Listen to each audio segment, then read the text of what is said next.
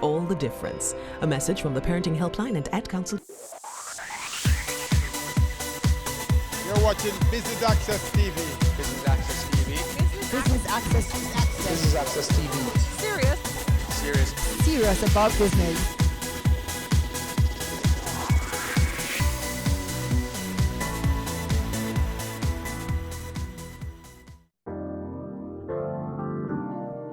It was a meeting of two cities when the Montego Bay Convention Center hosted cocktails in Kingston at the Spanish Court Hotel, Worthington. Business Access TV was there to share in the moment.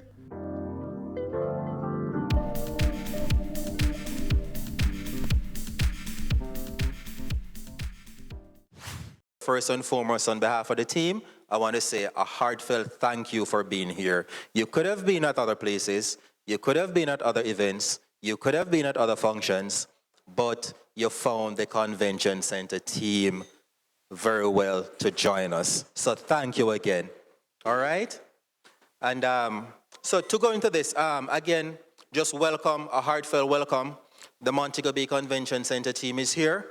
We have gone around, we have spoken to a lot of persons, but tonight it's very special for us because so many familiar faces, so many partners, so many clients, returning clients, possible clients, and the list goes on.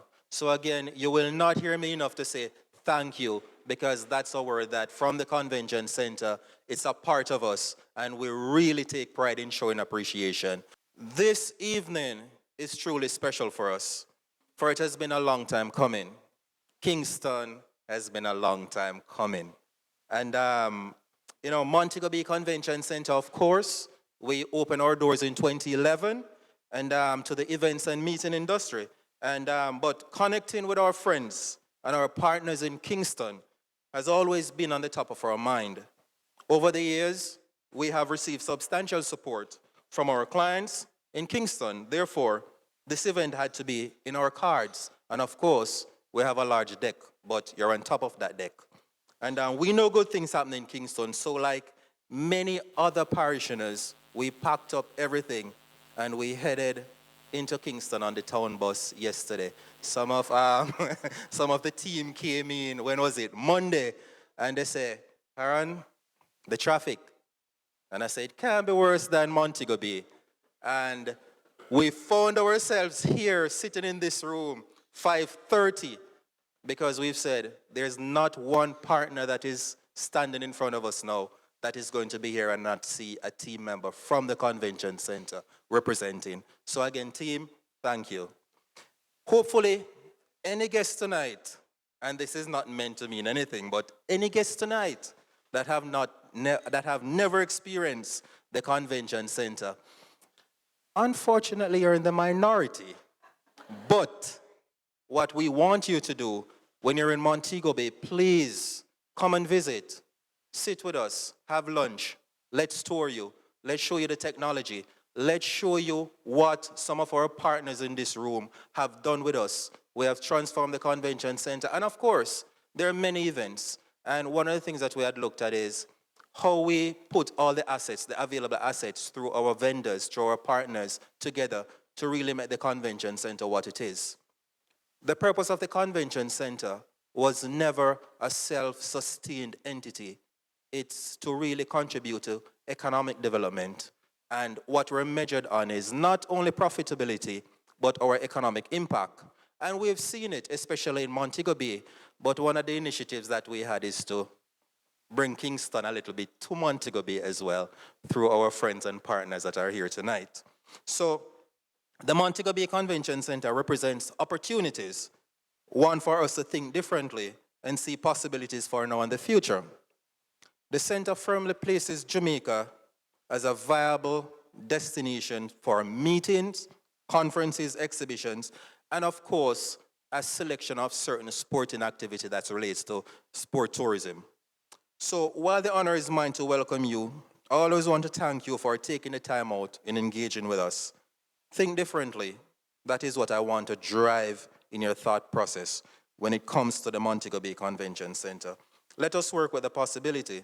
Let us make the possibilities become a reality. The sales and events team, they're here tonight.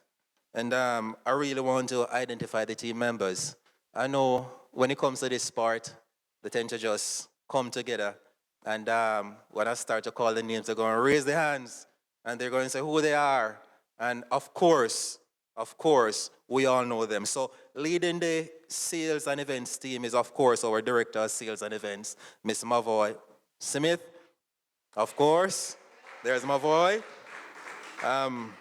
We do have the sales managers with us tonight. You do have Donald Thompson. Where's Donald? Donald? There he is. There he is.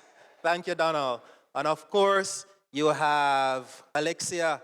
Thank you, Alexia. And there's one lady here that she's a blend of food and beverage and sales. We call her catering sales. That's Trishani. So food is always important. So Trishani, thank you again. Trishani Austin. Our senior events manager, Kyan Henton. Many of you know Kyan. Many of you have been exposed to Kyan. Spearheading the senior events. Thank you, Kyan.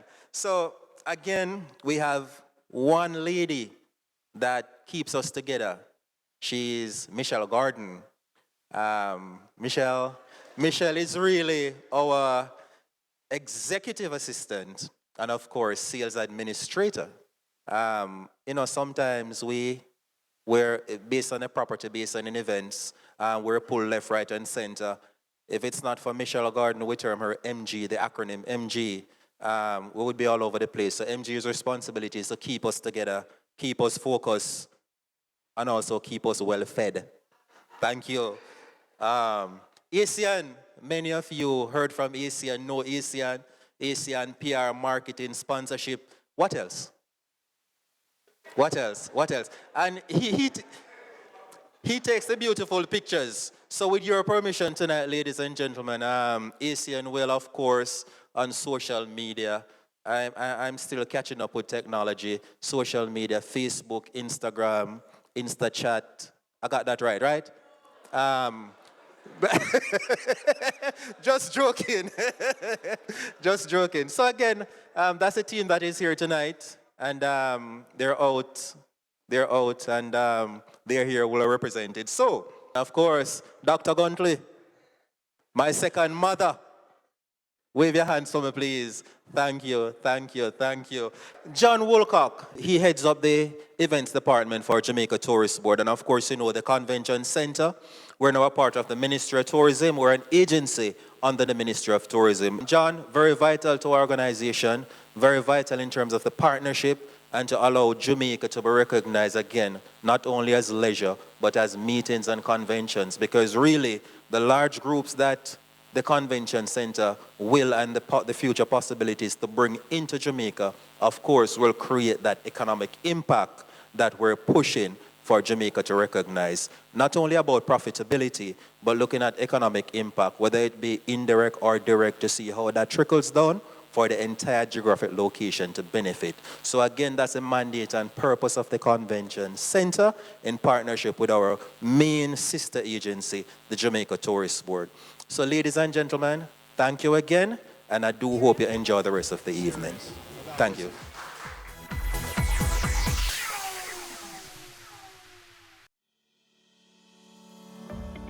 Management Accounting Services. Keeping track of business performance is the key to driving future business performance. Having sound, up-to-date, and regular financial reports will ensure you are making well-informed business decisions in relation to matters such as capital expenditure, cost reductions, where future sales growth needs monitoring or driving, under or well-performing staff, or when is the right time to take on new staff. Dodgen Global can help you to prepare interim financial reports and therefore better advise you as to your future tax payments to prevent any surprises at year-end and to smooth out your tax obligations, saving you money. We will have discussions with you regarding the results of these reports and make sure you are aware of any pitfalls or areas that need your attention on a more regular basis. Our team can help you make smarter, more effective decisions. Let's have a conversation. Contact us at email info@dodgen.global, website https://dodgen.global. Cameo brings the creative industries to life. Highlighting creatives in different fields each week. Art. My life turns art. I breathe, I eat art. Fashion. Food. Without a customer, we're nothing but four walls. Music. Film. Cameo, only on Business Access TV. Violence is bad.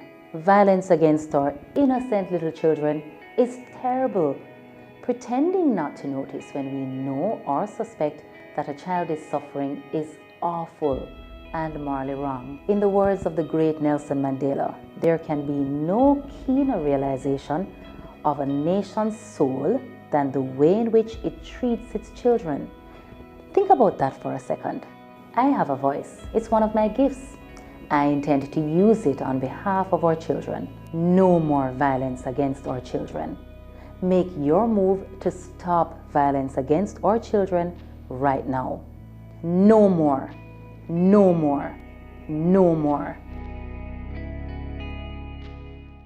Ready for cable for as little as $100? Ready for no monthly cable bill? Ready for 10 TV channels absolutely free? Then pick up our Ready TV box at authorized stores for $4,500. Hook it up to your TV set, then top it up with Ready Credit for 1, 7, or 30 days. Buy now and get $1,000 free Ready Credit and start watching your favorite shows. Pick it up, hook it up, top it up. Ready TV. Prepaid cable TV when you're ready. Now serving Kingston and St. Catherine. Limited time offer while stocks last. Conditions apply. It's season 12, and Wealth Magazine Business Access is here to keep you business savvy. With an impressive mix of some of Jamaica's most inspiring business moguls, we continue to keep Jamaica informed, empowered, and ready to dominate. Tune in Sundays at 5 p.m. only on BATV. You're watching Business Access. Business Access. Business Access. Business Access TV. Serious about business.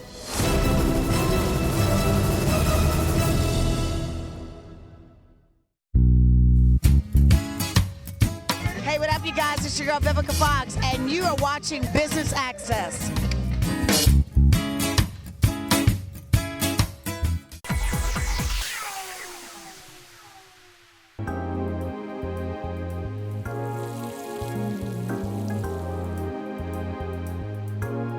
We're here at the Spanish Court Hotel, Worthington, for the Cocktails in Kingston. Why is it important for the Montego Bay Convention Center to have this event tonight?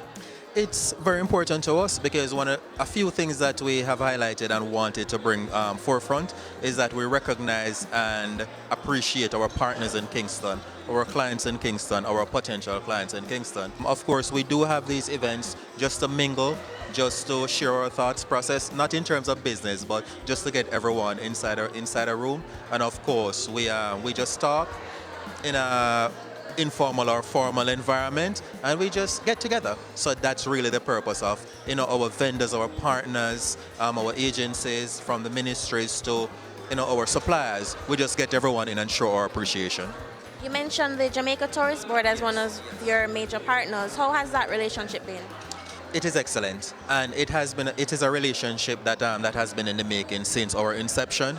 The Tourist Board is very important to us. Jamaica Tourist Board, of course, is what we consider as our DMO, or Destination Marketing Organization, that assists the convention center in not only marketing the facility to any other destination that would willing to come offshore, especially the international destinations, but what they do as well is to market Jamaica and assist us in not only marketing as Sun, and Sierra Leisure, but to ensure that Jamaica is seen as a meetings and events destination that can host large group in a first world facility.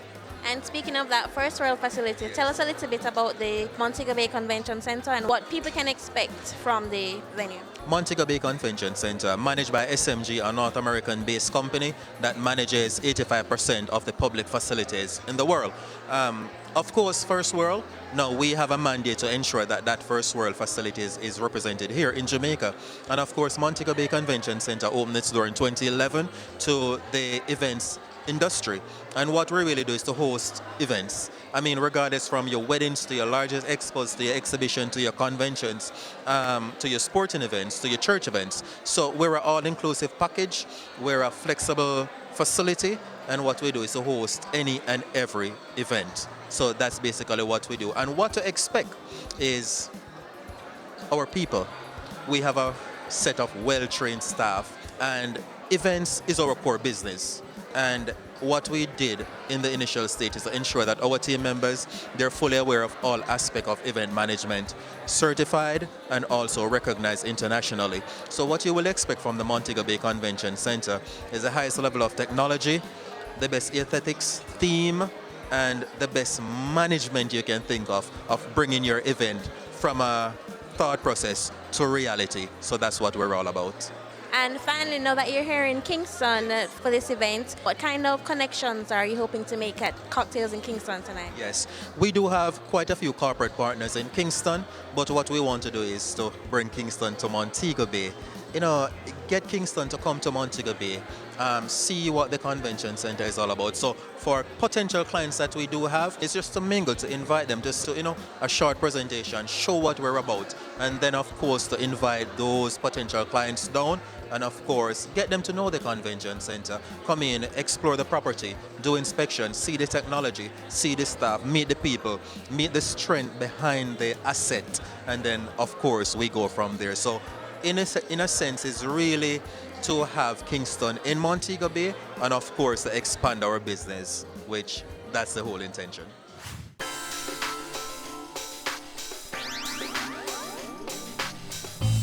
The Montego Bay Convention Center opened its doors about 8 years ago. What have we seen from the convention center over the years? Well, the convention center since 2011 to now 2019, we've done a little bit over 700 events. We've done a lot of weddings, we've done graduations, we've done car shows, we've done meetings, conventions. We're home to most of the major churches in Jamaica where they do their annual conventions with us. So we're home to the Jamaica Baptists, the United Open Bible, the Jehovah's Witnesses, you name it, we're home to them. And as was mentioned, the Jamaica Tourist Board is a major partner with the Montego Bay Convention Center. How has that experience or how has that relationship been over the years? Very positive. Having the convention center in Montego Bay means that we have the ability to go after larger groups that will support the hotels in the area. And without the convention center, you know, this was a void. So of course having a state-of-the-art facility in Montego Bay opens up a lot of opportunities for us. And we're seeing where MICE planners are really taking a very close look at the destination, whereas in the past they might have said, you know what, this group is a little bit too large for Jamaica or for Montego Bay. Now it's on the table. Now Jamaica is even more viable.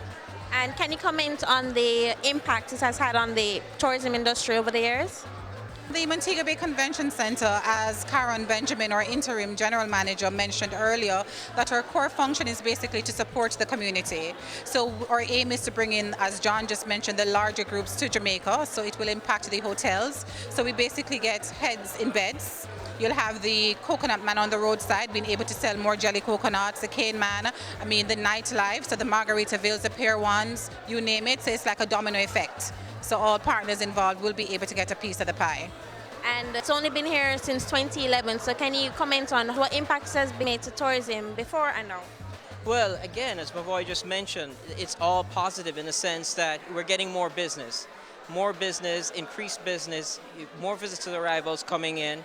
Conventions that would not have considered Jamaica, now they're looking at the destination, they're actually booking the destination. So again, it's very positive. We have become even more competitive in the marketplace. How do you see the center being utilized in new ways to pull more visitors?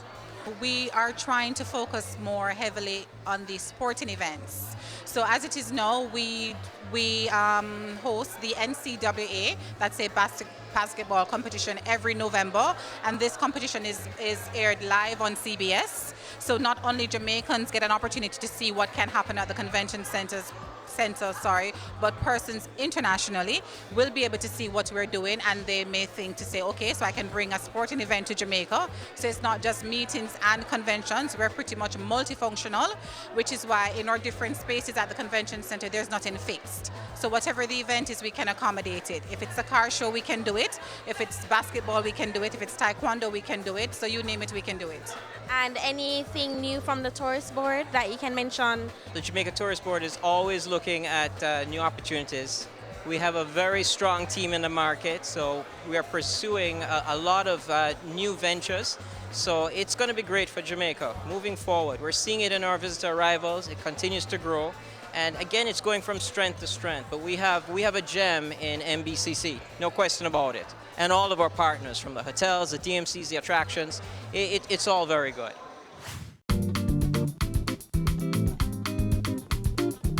Your company has hosted several events at the Montego Bay Convention Center. Talk to us about the experience working with them. It's an amazing experience working with the team there.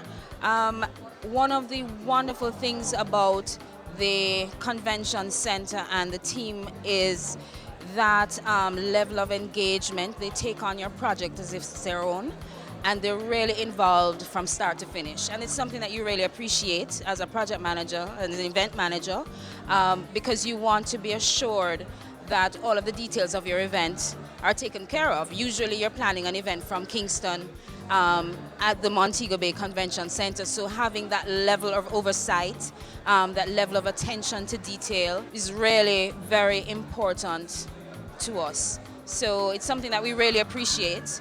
After a while, they become your friends. It's really an amazing team there. So I'd recommend anyone to go to the convention center. And it's not just about the team, it's about the facilities, it's about the facilitation, it's about the accommodation of each and every request. So I can't say enough good things about them there. Mm-hmm. And how important would you say a venue like this is for Jamaica? Oh, absolutely, very important. I mean, Jamaica, as the general manager just said, Jamaica is more than just sea and sand. And it's very important that you have a facility that can accommodate local, nationally scaled, as well as regional and international events right here on our shores. It's an opportunity for various industries to be showcased, for us to stage events that have multi-tiered opportunities for varied groups. So for the hotel sector, the broader tourism sector, for other persons here in Jamaica, it really makes sense for you to have a facility like this in Jamaica.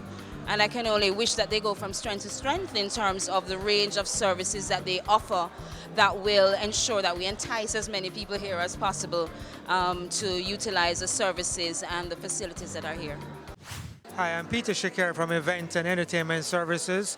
We're an event management and planning company, and we do many events across the island and abroad as well.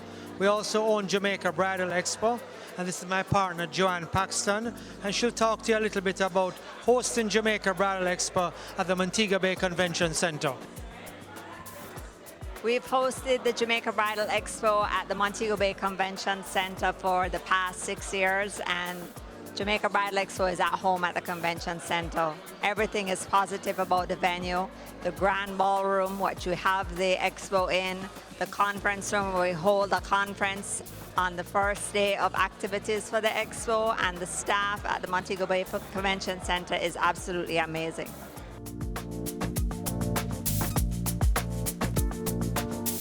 Thank you for tuning into our coverage of Cocktails in Kingston, hosted by the Montego Bay Convention Center.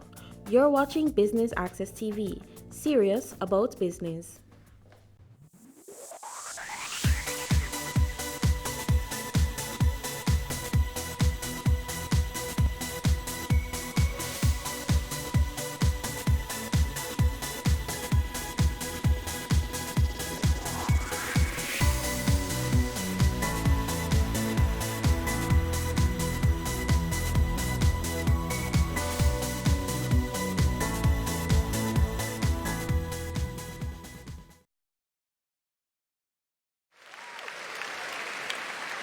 I do have a dream, and I know you have a dream, that we can make Jamaica the place of choice for you to choose to live, to work, to do business.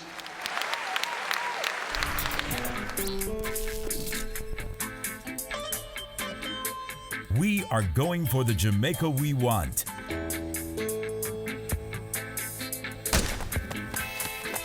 Making steady progress to achieve the Sustainable Development Goals in our National Development Plan, Vision 2030 Jamaica. We have teamed up with valued partners, working through strong institutions to reduce inequalities in our society. We commit to being responsible in our production and consumption, ensuring we build sustainable communities in harmony with nature. Jamaica is making significant strides in providing quality, lifelong education for all, enabling our people to be engaged in decent work to drive economic growth, equipping men and women with the skills to build resilient infrastructure, promote sustainable industry, foster innovation, and utilize new technologies.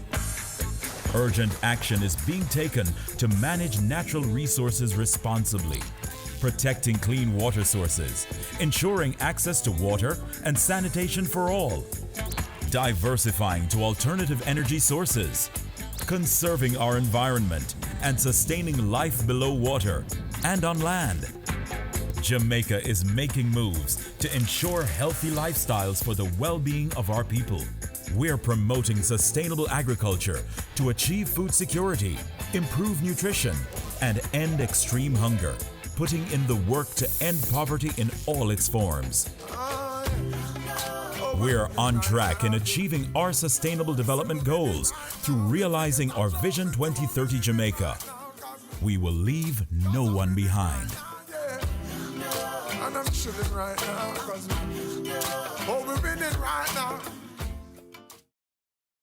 Have you seen it? It's BATV Live. Live streams of business news weekdays at 7:30 p.m. Stay on point Thursdays at 8 p.m. with our Business Current Affairs show, and Weekend Business Report Saturdays at 7:30 p.m. wherever you are. Log on to our Facebook page at Business Access TV or visit our website at batvja.com. Live and at your fingertips. Business Access TV. Serious about business. Every day you wake up, you have another opportunity to make this little island better, safer, a place where we all can be proud to call home. It's time we all recognize that every little thing we do has an impact on the Jamaica we live in now and the country we're leaving for our children. So promise me this, promise yourself this: no more will we tolerate criminals, even if it's our relatives. Tell them they're doing something wrong. Tell them to stop. Tell them no more robbing our children of the Jamaica they deserve. Tell them no more crime.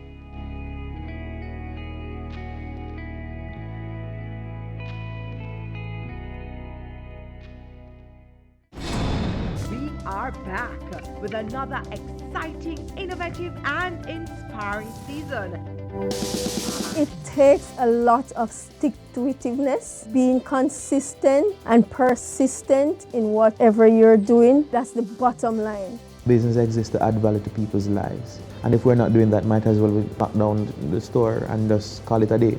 It's a season 3 of Creating Wealth, Mondays at 8 p.m. on Business Access TV.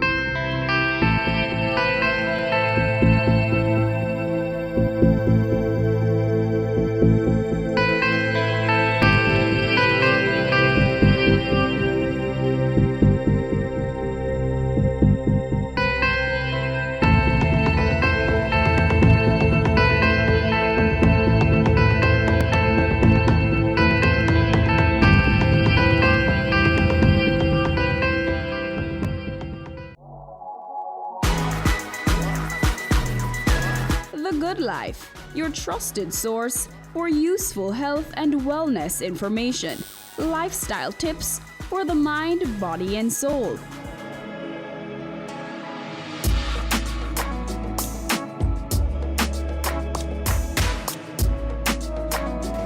Tune in Tuesdays at 8:30 p.m. on Business Access TV.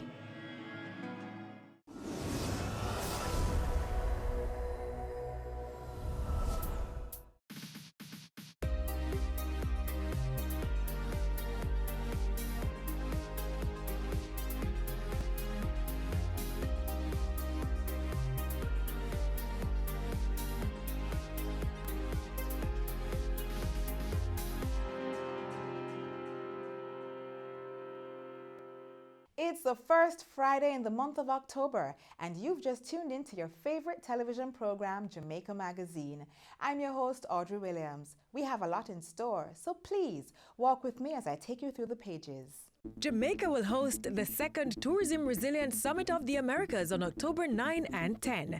The two-day summit seeks to explore tourism climatic resilience initiatives from around the world. This game-changing summit is being held under the theme, Building Tourism Resilience for Sustainable Futures. Global and regional speakers will share best practices on how to recover from man-made and natural tourism disruptions. That's the second Tourism Resilience Summit of the Americas on October 9 and 10 at the University of the West Indies Regional Headquarters in Kingston, Jamaica. The event is open to the public.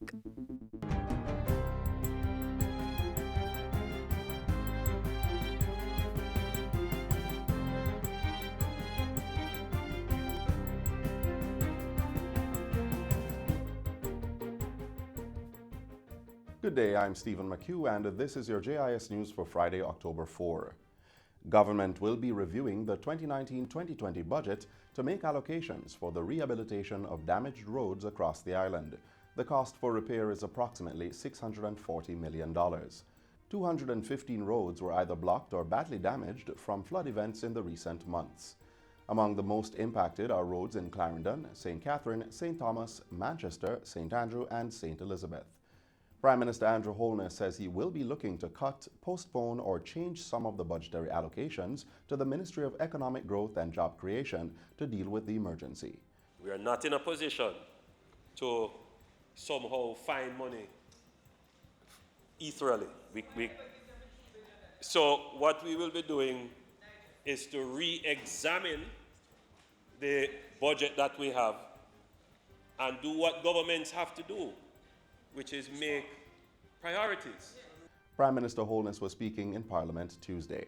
$84.73 million had been allotted in the 2019-2020 budget for road rehabilitation, and so the additional sum Mr. Holness shared needs to be garnered. The Prime Minister also called on Jamaicans to stop practices such as dumping and cutting down trees on hillsides, which increase the risk of flooding and landslides. There is a conversation that definitely needs to happen about how we as citizens care for the environment. Meanwhile, the Ferris to Macfield Road Improvement Project in Westmoreland is 95% complete. The other works, such as putting in the road markings, putting in the necessary what they call road furniture, the signage and whatever barriers and sidewalk and other things to make the road safe. When that is done, then we could say the road is complete. Prime Minister Andrew Holness gave the update on Wednesday as he toured the road network. Work on the 14-kilometer thoroughfare is being undertaken by the China Harbour Engineering Company as part of the Major Infrastructure Development Program. The roadway is being constructed at a cost of $24.9 million. Prime Minister Holness also used the opportunity to inspect work being done to rebuild the Paradise Bridge in the parish, which collapsed in October 2018. The $48 million project is expected to be completed by December. I think the people of Westmoreland, particularly the communities along this road, are very happy. It will increase commerce, it will increase the comfort of travel, and I think it will also spur economic development. Members of the public will soon be able to purchase shares in Trans-Jamaican Highway Limited, which owns and operates the country's toll road network. The state-owned National Road Operating and Constructing Company, NROC, has an agreement with Trans-Jamaican Highway overseas-based parent companies Bowie Construction Concessions and Vinci to acquire ownership of the firm. Finance Minister Dr. Nigel Clark says due to the parent company's corporate objectives and policy and their view of toll concessions, the opportunity has come for a transition in ownership. NROC has negotiated on the basis that upon that acquisition, Trans-Jamaica Highway will become available to the public to invest in. The government of Jamaica has no plans to own Trans-Jamaica Highway for any length of time.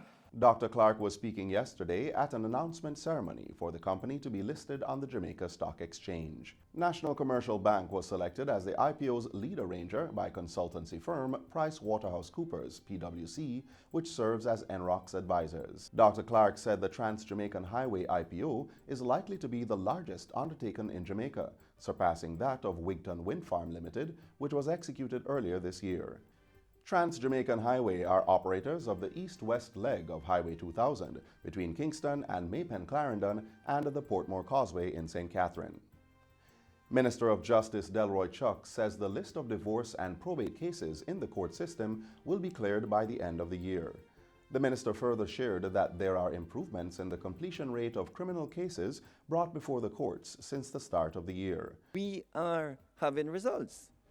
So only recently I've heard from a number of attorneys that they're getting probates done within 3 months. Now this is revolutionary because probates were being taken 2 years and 5 years. Now the Chief Justice has intimated that probates and divorces, which used to take 2 years, are now being done within 6 months. The minister was speaking recently at a training seminar for judges and lay magistrates titled Train the Trainer Session, Lay Magistrates Court. The training seminar was organized by the Justice Training Institute, Justice Undertakings for Social Transformation, JUST, and the National Integrity Action, NIA. And that's it for JIS News Today. I'm Stephen McHugh. Thanks for watching.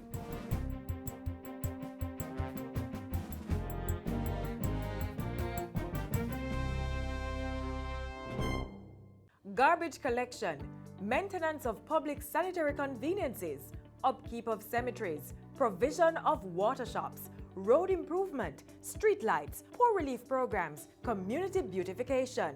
All these services are funded by you. Yes, they are, when you pay your property tax. Pay your annual property tax to make Jamaica the place of choice for all. In today's 21st century, scientific and technological innovations have become increasingly prevalent. To succeed in this globalized and technological society, digital natives must develop their skills in STEM areas. Take a look at how the University of Technology is preparing students to be great engineers of tomorrow. We are on the cusp of a new era in science, energy, and technology, and engineers are important stakeholders in this journey. Government is encouraging more Jamaicans to pursue academic studies and careers in STEM areas such as engineering. Engineering has been around for ages, but the profession could not have been more relevant to society. Engineers don't just work with machines, designs, and electronics.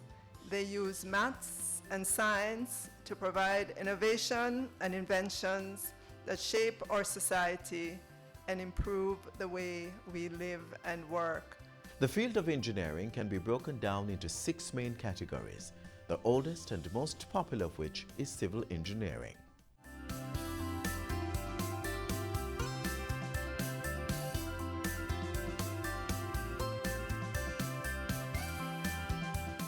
Civil engineers design and construct large structures such as roads, buildings, airports, and bridges. Just take a look around. It is undeniable that civil engineers play an integral role in society, and as such, more universities are offering programs that will equip students with the skills and knowledge they need to meet the increasingly sophisticated engineering demands of clients. One such program is the recently accredited bachelor's degree in civil engineering at the University of Technology. The 4-year program not only imparts basic engineering knowledge, but it also allows students to specialize in their desired civil engineering fields. At the end of the program, their final year, they can specialize. So they can specialize in structural engineering, transportation engineering, environmental engineering, construction engineering. The students are also given a final year investigative group project, whereby they present their findings and solutions to heads of the department and members of the wider construction sector. We had persons from the group or groups that came out ahead of others. So we had first place and the second place. We also had a third place. We just recognized person for doing well. Let's learn about some of the outstanding final year projects that were produced by some of this year's top students. Hi, my name is Chanel Roy, and my group members and I were given the task to design a hospital and epidemiology center to be placed in Western Jamaica. So the approach that we took was to design a radial ward that comprised of 4 wards, of course, to ensure that we have maximum capacity. So on Ward A, we have maternity. On Ward B, we have neonatal. On Ward C, we have physical therapy. These are just some of the services on each of the wards. Of course, it's a 5-floor hospital, and we have an underground basement as well for medical equipment and medical vehicles. As it relates to structural engineering work, we design a composite slab using steel mainframe reinforcements. We designed for earthquake loading. We did our sustainable drainage design. We utilized our mixed design knowledge as it relates to designing porous concrete of various layers, subgrades and layers, etc., to ensure that we have an efficient and sustainable system. Hello, my name is Justina Gill. My group members and I designed a football stadium and complex to host a football tournament. For the stadium, we designed 3 tiers, which is basically 3 levels for the spectators, which are 60,000 spectators, which we designed for them to see. The sports facility that was designed for including facilities such as a netball court, a basketball court, swimming area. We looked at some issues at the current National Stadium and also the Trelawney Multipurpose Stadium, and we said, why not design something with more seating capacity to be able to accommodate more people and to have some special features so we can have international people to come and support. Did you know that in 2010, the United Nations declared the access to safe, adequate, and clean drinking water a human right? My name is Sharifa Cohen, and my team and I designed a water treatment facility and pipe network to supply Negril and its environs using the Cabarito River as source. So our treatment plant is a traditional filtration plant, but one, I always tell people, it cannot be contemporary if it's not sustainable. So our treatment plant aims to be closed looped in that it uses indigenous material such as bamboo and coconut husks, and it also recycles the waste from the plant so as not to pollute the environment further. It has a concrete gravity dam that has a reservoir behind it that will store the 15 million gallons a day that we deduce that the town would require. So with refinement, we hope that we can propose this to the government. I am Giovanni Walker, and my group and I designed a model for the relocation of the residents of the Almantown community. As you might know, the government has a overzone project, which is a plan to have the ministries in a centralized location. So with that being said, this plan will effectively remove 40 acres of the 50-acre site surrounding the National Heroes Park. And for that reason, the many commercial or residential buildings surrounding the park will have to be demolished, and Almantown falls into residential category.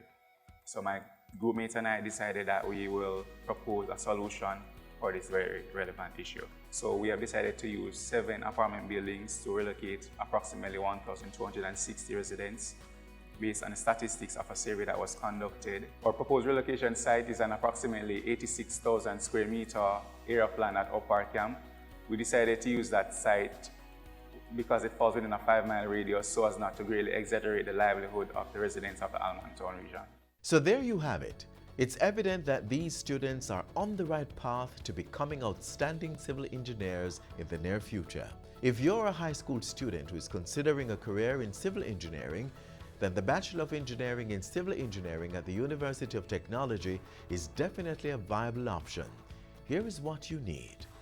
5 CSEC subjects and 6 units from CAPE. 2 units in mathematics, pure mathematics usually, 2 units in physics, and 2 units in something that is related, modules or subjects that are related to the sciences.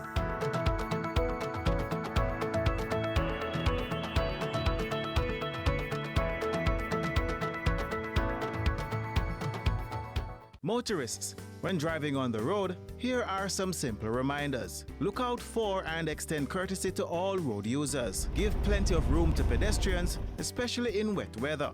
Drive slowly. No bother wet them up. Slow down when approaching a pedestrian crossing or school, and always be prepared to stop. Remember, a school zone is a 30-kilometer zone. Cut your speed. Drivers of large and slow-moving vehicles should always keep in the far left hand of a dual carriageway. Keep it simple. Drive left and pass right. These are just simple reminders of your road duties. Drive safely. Cheetah is an educational program which seeks to increase students' academic performance with the use of electronic and educational tools such as tablets. The program, which is endorsed by the Ministry of Education, mostly caters to students at the primary level. Learn more in our next feature. The cheetah is known all over the globe as the fastest land animal in the world. But right here in Jamaica, there is a special type of cheetah that is not only known for its speed, but also for its unique relationship with students across the education system.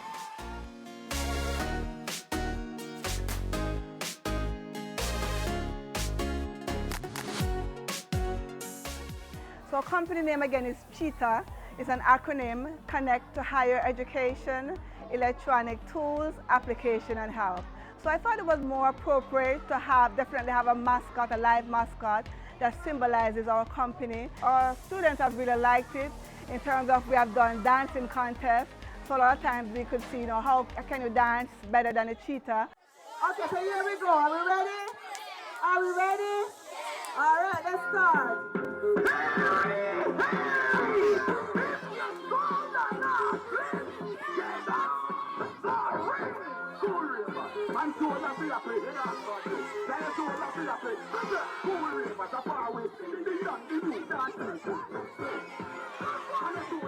In addition to, and arguably more important than its engaging cheetah mascot, this self-funded informal charitable arm donates numerous educational content and electronic tools to selected schools across Jamaica. These institutions are chosen on a needs basis. So the tools include some of our books. We have a lot of books that we have created. Some of them are already on the ministry's book list. Like for instance, we have a book, Not Another Me, which coincidentally aligns with the Ministries of Education theme about who am I. And it's a great book in dual language, Spanish and English. And the words of the book are lyrics to a song. And it's a nice reggae song, I'm a cheetah. And I searched all over and could not find another me. That's one of the many books that we have. And then we also have even our dancing cheetah toy, and I have him right here. Children love him, and so we have our books, we have our toy, we have our tablets. We got approximately 80 tablets from the Cheetah project. We have been using those tablets for almost 2 to 3 years now, and they are helping us tremendously in reading and in mathematics. Students are now encouraged to use IT in their studies. And I'm quite certain when the students leave Norman Gardens for high school, they are going to be well prepared where technology is concerned. I think it helps with the students so that they can learn how to do different types of addition, subtraction, multiplication, and other topics in there's no way I know I could do it on my own. It's a big collaborative effort, and so I needed other persons to be on board with me. And so the first person I called was the person who I've interacted most, Ministry of Education. They have purchased most of my tools throughout the years. The ministry has been in partnership with Cheetah Toys, as the company is called, since 2015. It has been going exceptionally well. She has also supported us in terms of scholarships for some of our students, and she's also participating in the development of PEP questions, working with our curriculum and other education officers. And last year, she actually did some GSAT preparation sessions for selected schools across the island. The measurement for this line is what? 180. Now that I've drawn a line right here, what is the measurement for this side? 90 degrees. What is the measurement for this side?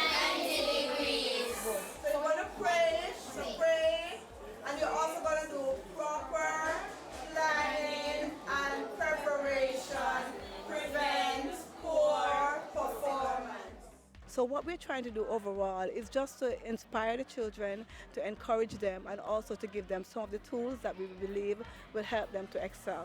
So we want to also be considered as a teacher's helpers. We're not going to go in and do something entirely new. We want to work in collaboration with the teachers, recognize what they need, and see how best we can help to facilitate them. And I know the question you've all been asking is, why the name Cheetah? I've always loved the color cheetah. I'm wearing my tie today, but I usually love the print. And then later when I've done the research, I found that cheetah is so different.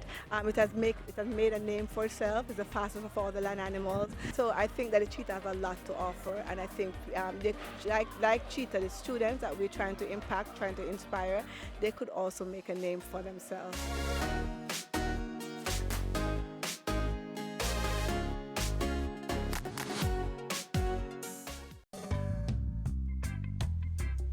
Coffee was introduced to Jamaica in 1728. Creighton Estate was established around 1765, and the Blue Mountain Range and the central region of Jamaica, which is the Grand Ridge of Jamaica, were the major coffee producing regions. Currently, we are fully certified under the Rainforest Alliance, and we are the very first entity in the Caribbean region to attain that certification. Now, the Blue Mountain Range of Jamaica is a microclimate of the island and has provided the perfect conditions for growing the Arabica coffee. A typical day in the Blue Mountain, the most sunlight is in the mornings from about 11:32 to 4 p.m. You know, this is the weather that we experience. This is a norm in the Blue Mountain. It's nothing unusual, you know, for the range to be covered with mist. And after sunset, the temperature basically goes below 20 degrees Celsius. So those are the perfect ingredients to develop high quality coffee. You know, the culture here is rich. We're an extremely creative, you know, set of people. In Jamaica, there's everything. If you're a nature lover, we have it. If you like the wetlands, we have it. You know, great coffee, you know, great food. You know, God has been good to us. You know, the God has been good to us. The universe has been good to us, you know, as a country. You know, and, this rock, I love it, man. I love it.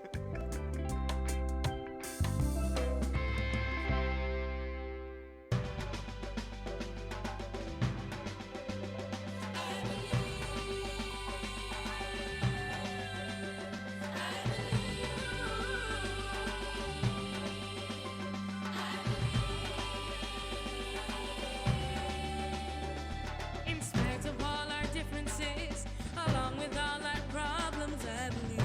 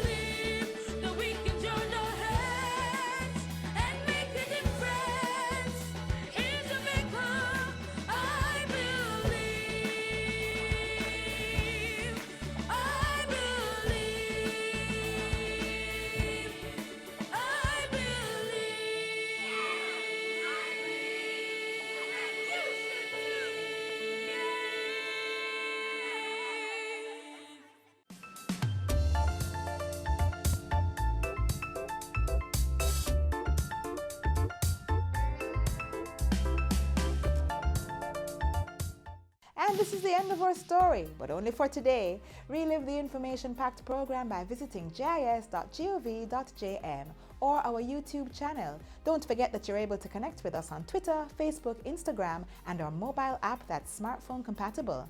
I'm Audrey, reminding you to never let yesterday take up too much of today. Walk good.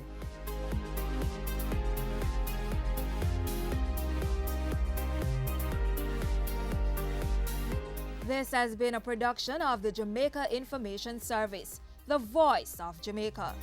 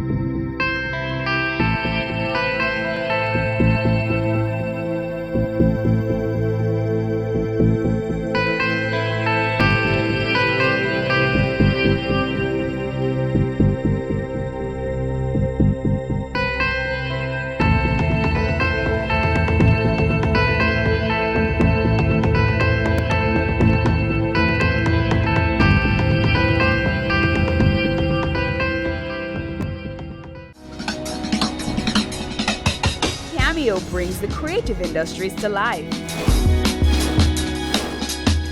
highlighting creatives in different fields each week. Art. My life turns art, I breathe, I eat art. Fashion. Food. Without the customer, we're nothing but four walls. Music. Film. Cameo, only on Business Access TV.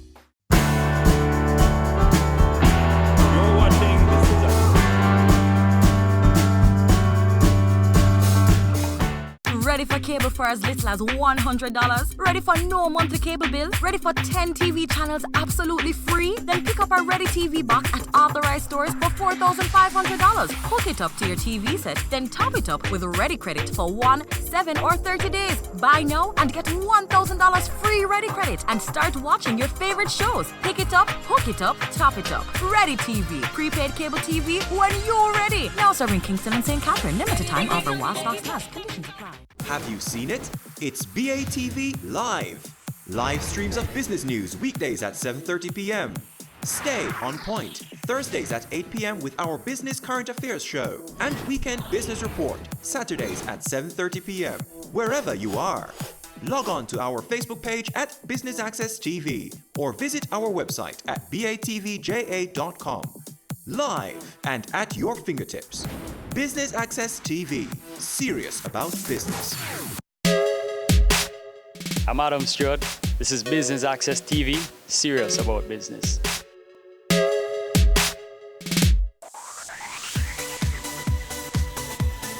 You're watching Business Access TV. Business Access. Business Access. Business Access. Business Access. You are watching Business Access TV. Business Access TV. Serious about business. Serious about business.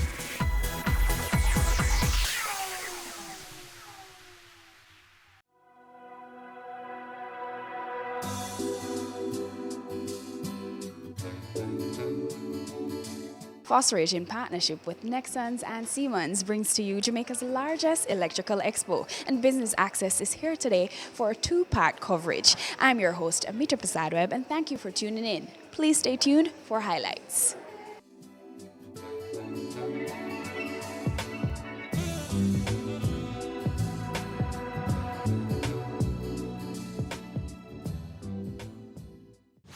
Phosphate, I think it's becoming a great company for a lot of Jamaicans. We started just about 25 years ago when we had only 2 persons. So why an electrical expo now? Why not? An electrical expo now is because Jamaica needs to understand that there are technology out there that can bring a lot of value and savings to the Jamaican construction industry.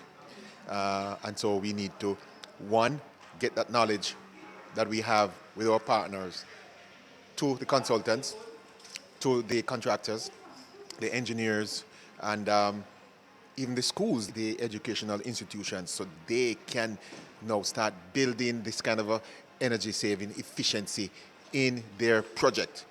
You see, it's important to note that you can buy a light bulb, which is fantastic. You can buy an LED tube, which is fantastic. We all sell those. But that will save you so much and no more. But if you build from your consulting base, from when you're building your project, you're designing your project, you build in the energy saving systems, then you can save so much more. We have decided to have these workshops, and we have decided to invite youngsters. We have a group from UTech, from Caribbean Maritime University, from Hart Training Institution.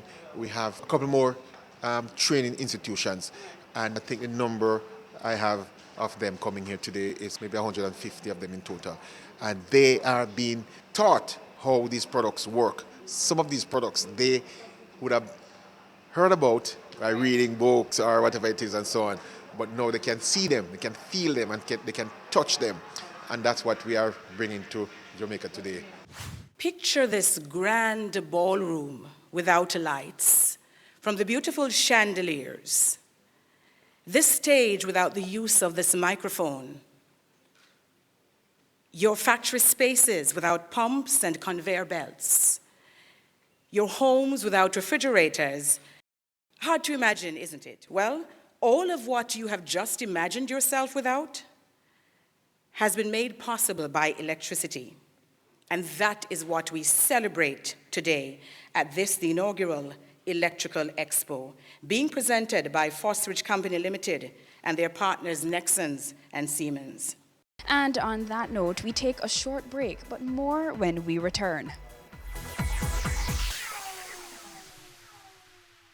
It's Island Hour, it's Island Hour, it's Island Hour, free eye test. It's Island Hour, it's Island Hour, it's Island Hour, free eye test. Free eye testing is back and it's here to stay. Island Eyewear offers free eye testing every day, all day at all locations island-wide. Conditions apply. Make your appointment today at www.islandeyewear.com or call us 630-1180. Island Eyewear, your style, your price. It's Island Hour, free eye test. It's season 12, and Wealth Magazine Business Access is here to keep you business savvy. With an impressive mix of some of Jamaica's most inspiring business moguls, we continue to keep Jamaica informed, empowered, and ready to dominate. Tune in Sundays at 5 p.m. only on BATV. You're watching Business Access. Business Access. Business Access. Business Access TV. Serious about business.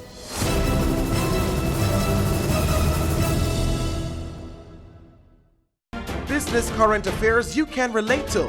Frank, credible discussion. On point, dissecting the issues. Offering solutions to Jamaica's challenges. On Point, Thursdays at 8 p.m. on Business Access TV.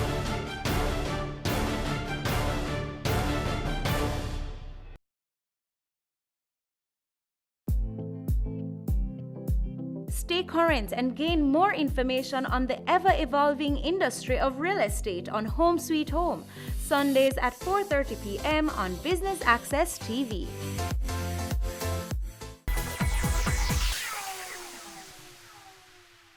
Welcome back and thanks for staying with us. Let's join our presenter on stage. I am standing here and I'm looking at a group of people and I'm seeing the future. And I'm saying this is exactly what we want to influence, the future. You look very well and we are very happy to have you here this morning. This Expo 2018 features industrial electrical products. As you know, Fosrich is in 3 or 4 segments of the electrical market. And today, this morning, we are featuring the electrical industrial product offerings that we bring to you from Fosrich. This expo also includes exhibitions and workshops So what you will see around you are products that we do offer here at Fosrich. And then we will have workshops throughout the day at various locations, maybe 4 locations. We'll have workshops where you can ask your questions and you can get answers for whatever you are interested in. We have a responsibility, we think, to bring the best innovation in products that meet the need of the market in Jamaica, and that's why we are here. We will also demonstrate how these innovations can positively impact the building, construction, and the energy sectors of our country. For example, today Siemens will display some of their serious innovation products. A number of drives and contactors, and there is also a very, very interesting launch that will take place by the Siemens team today. The first time this product will be launched in this side of the world will be launched here in our expo. And so the soft starter workshop is one that I think a lot of the engineers and technical persons can't miss. So we are looking forward to that from the Siemens team. We are partnering to bring great results to Jamaica. And so we create strength, we enhance knowledge, and we drive towards results as partners. And so this expo is a way of showing you that this partnership is something that can do what we've said, create strength, exchange knowledge, and drive towards results. We are offering what we call a one-point of contact solution for your projects. If you have your projects, you can bring your projects to Fosrich. We can help you to design your projects. We can supply the goods for your project, and we will do vendor financing for your projects. If it's too big, then this is why we have our financial partners here. Partnership again. And so we will make the connection so we can help you to achieve your project goals. So please, bring your projects to us. We can do what we say we can do. We are willing to work with you. Fosrich has been one of the leaders in promoting and supplying LED lamps for domestic and commercial applications. We need to have energy-efficient workspaces. And I'll tell you a little about what we are doing at King's House. In King's House, we have started the process to become more energy efficient. Last year, we changed out all incandescent bulbs to LED. This has been done for all our exterior lamps and floodlights, as well as interior ceilings and wall light fixtures. Whenever air-conditioned units have to be changed, they are replaced with inverter units. All of the new kitchen and laundry appliances have Energy Star rating. Our computers and other office equipment go into energy safe mode when they are not in use. Stickers and posters are prominently displayed in offices to remind staff to be energy conscious. Solar panels are installed on the roof of the main building, and the garden lamps are also solar powered.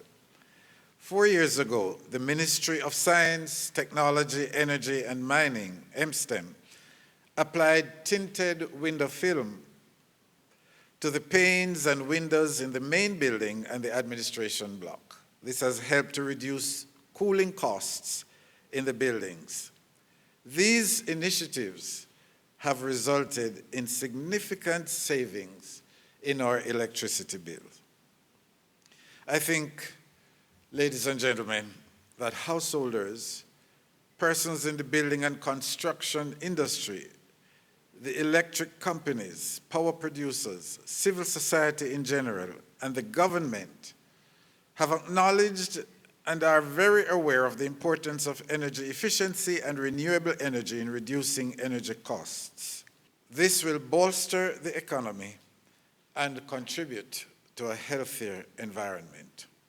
I hope that the exhibition and workshops at this expo will expose the Jamaican market to the innovative products that Fosrich can offer through its international partnerships.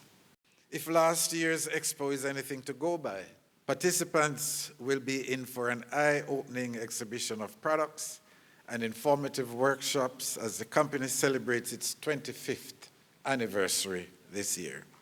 It is with great pleasure, therefore, that I declare Electrical Expo 2018 open. Thank you. We take our final break, but don't go anywhere. We have more highlights when we return.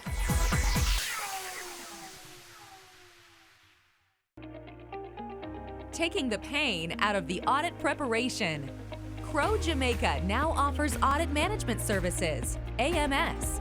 With AMS, Crow team manages your external audit process by providing the following. 1. Prepare and review schedules for your external auditors. 2. Prepare responses to your external audit team queries. 3. Assign our team members to locate supporting documents during field work. 4.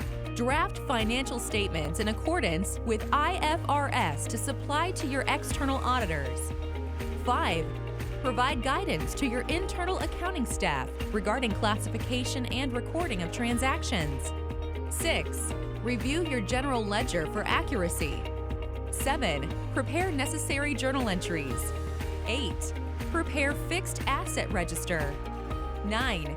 Prepare accounting and operational manual for effective internal control. 10. Liaise with the company external auditors. We work with your team to achieve timely and effective external audits, resulting in timely completion of your audited financial statement, while your current staff focuses on their daily activities. Contact us, info@crowhorwath.com.jm. Website, www.crow.com/jm.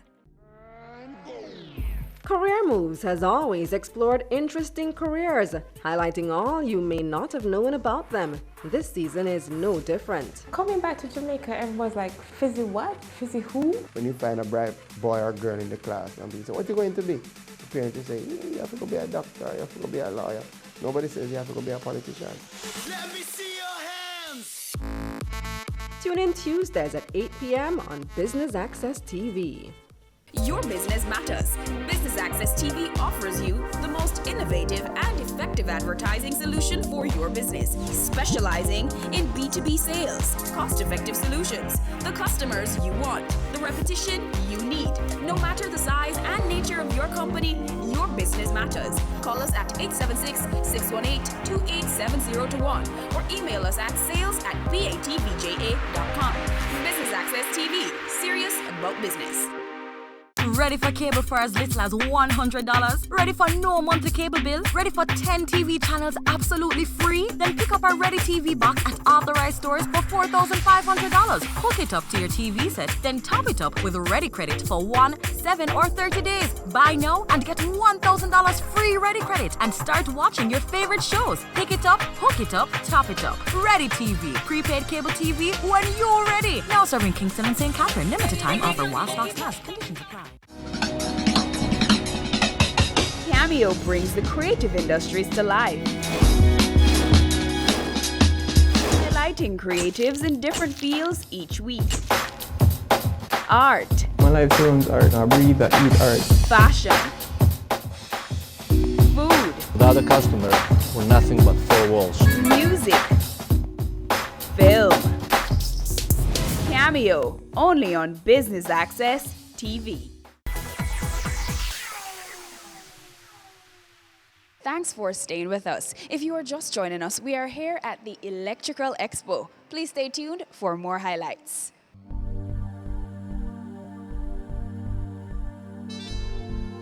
Speak to us about feedback on the ground. What are you hearing from people? Well, what I'm hearing from persons on the ground, it is very, very overwhelming. We're happy about it. A lot of persons are happy that Foster has partnered with Siemens, one of the largest and oldest company in regards to electrical controls, motors. They're a long staple for anybody who's been the old school engineers know what Siemens is. And it's a German-based company that we've brought here. And in our partnership, we are able to literally bring the first world, the newest technology here to Jamaica. And through our partnership, we are also able to build out, help persons to build out on any industrial, commercialized project that they would want to need. But these are the part of the projects that you don't see. You see a large building going up, a large hotel going up, a large manufacturing going up. They are the back-end stuff, but it keeps everything going. And through their partnership, a lot of persons are very happy. You have some legacy Siemens stuff that's out there. We are also now able to help persons who've had Siemens long time ago and want to upgrade. Because you know that what's happening in industries, every industry, one of the buzzwords is energy efficiency. And in efficiency, it means that your old equipment needs to now become new and efficient. And Siemens has a retrofit for their older legacy products. And so we're able now to help persons who've had these projects working for years and are able to now get themselves current through those savings. The partnership with Nexans, the second largest cable manufacturer in the world, is meaning that what we're bringing is high quality cable to Jamaica at Jamaican prices. And we're able to have not just the fact that we can provide it, but we have such large stocks that we can provide any size project that you want to do. As I said, the cabling is the thing that you never see. It's buried underground or it's overhead. Forget about it.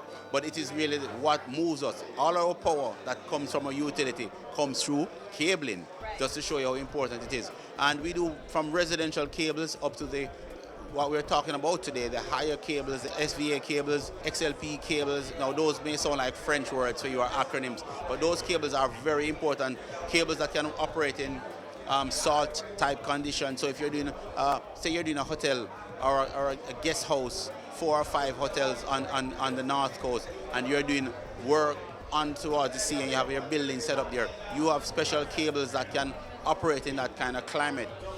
Jamaica is a large country, but it's a very small island. And in such, as you go out a couple of miles, you're already at the coast. So you are affected by salt content in your air. So the zero halogen cable is one of the things that we're talking a lot about. One of the issues that in a lot of times that there are fires, most times before the persons get burnt to death, let's talk about it from that side. They are affected by the fumes. The fumes first is what kills. And those fumes are really, a lot of times, from the cabling, the electrical cables that are in the homes, the old type cables, they bring off a fume that fume can hurt you. The zero halogen cable are cables now that has that all reduced, and that cable is also able to take a longer time for you to get affected by those fumes. So you have a little bit of a chance that you can probably get to run out of the building before the fumes have totally affected you.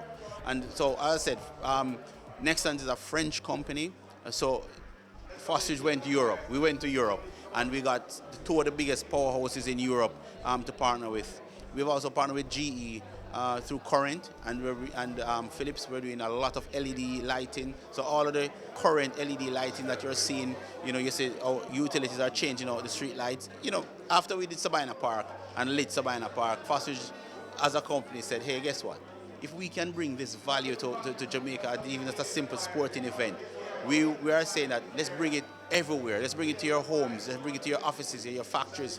And one of the biggest things for commercialization, what's happening, we're looking at a lot of industrial parks. There are a lot of footprints that have been set out, and that we're going to have industrial parks being built all over Jamaica, right? So to get to that concept, you have to have the building, you have to have the space, but then you also have the resources in regards to the power behind you, which is the cabling and the control panels and so forth. So that's basically where we are. We have a wonderful expo today. We have a lot of persons here, and they're very odd. Siemens just launched their new motor control soft start system. It is, if anybody who's out there who has not come down yet, it is really what they need to come and see. It is just phenomenon. I mean, I've seen a couple of the big powerhouse players come in and they went into the seminar, and they're very, very happy and surprised of the capacity. You know, everything is just at a fingertip. You can get, you know, alerts through your phones. Smartphones is not just for just surfing the social media. It is also a work tool. And you can literally be anywhere in the world and you know exactly what's happening in your factory or your industry. And protection and efficiency, one of the things that affected us in our industrialization in Jamaica had to do with, we took a lot of time to modernize the older factories, and so a lot of them died. What we're talking about now is bringing that kind of modernization, because in most instances we know that our high utility bills is what is one of the factor that pulls down our capacity to be able to produce and challenge everybody else in the region. So we have to be very smart. And to be smart, you have to start saving. And you already have the footprint. You need the pumps, you need the motors, you need all of this industrial equipment. But you also need to know to do it smartly. And you know, it says it's better to work smarter, not harder. And that's what Foster is doing, bringing the smart technology so your equipment is not working harder, but is working smarter. It's also with the efficiency, it also now reduces your downtime. And another thing that we lose a lot in our productions are downtime. No manufacturing in Jamaica now can afford a 1 hour downtime. 1 hour downtime, you have staff that's sitting there doing nothing. You have production capacity that you can't make up, because if you are to make 100,000 metric tons of something for the day and you've lost half of the day, you physically can't make that 100,000 metric tons again. So those are some things that, you know, after a day has gone, you can't get it back. Well, it's the same thing. After you've lost the opportunity to produce, you cannot make it up. You're only going to use up opportunity that you'd have had for the next day. And, you know, we want to thank you and Business Access and your listeners and your watchers to come in. You know, thank you for being here and to be able to share this moment with us here at Fosridge.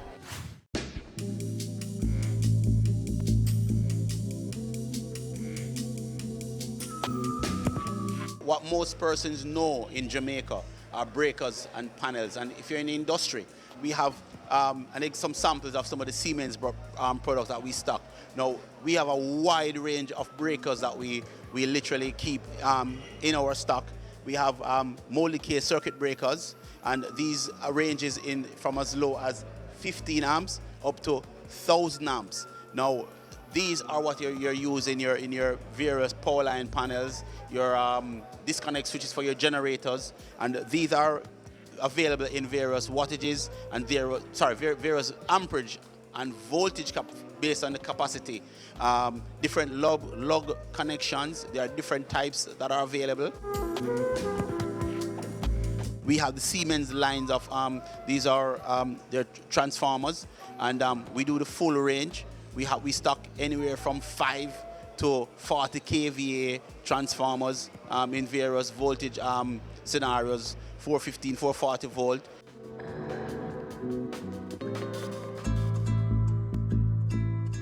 These push-button controls are the new design, new type that are available. They are available for all industry application, and we're talking about push-button switches that can operate in oiled type environment, harsh industry. These here can operate underwater.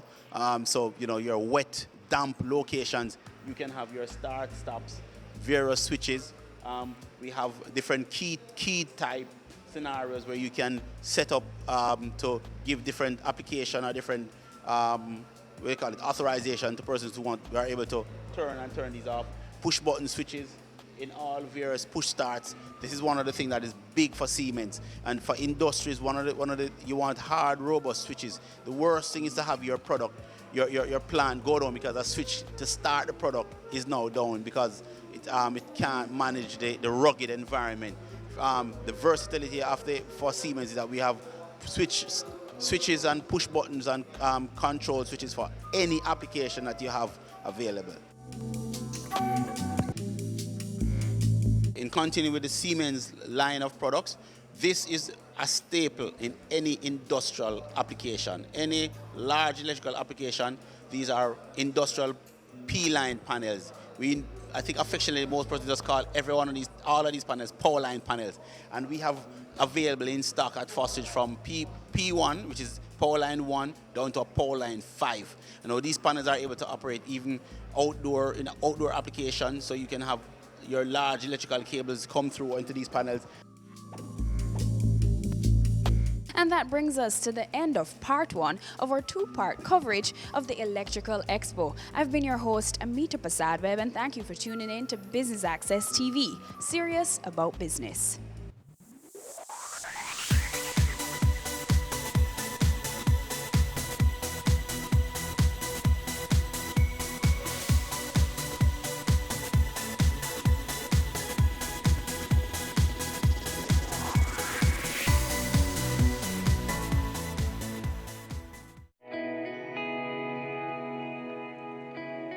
Every day you wake up, you have another opportunity to make this little island better, safer, a place where we all can be proud to call home.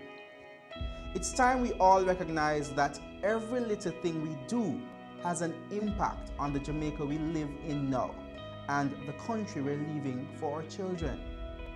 So promise me this, promise yourself this: no more will we tolerate criminals, even if it's our relatives. Tell them they're doing something wrong. Tell them to stop. Tell them no more robbing our children of the Jamaica they deserve. Tell them no more crime.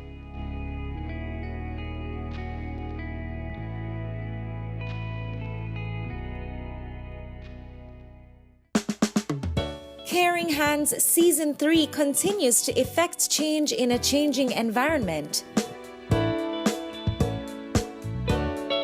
Many of us were raised by grandmothers, right? So, I mean, we know the wisdom that these people have. Going beyond business. The little leaders of today are our leaders of tomorrow. And with the proper education, we'll have very good leadership coming from that. That's Season 3 of Caring Hands, creating change and shaping lives, every Sunday at 5:30 p.m. on Business Access TV. The Good Life, your trusted source for useful health and wellness information, lifestyle tips for the mind, body, and soul.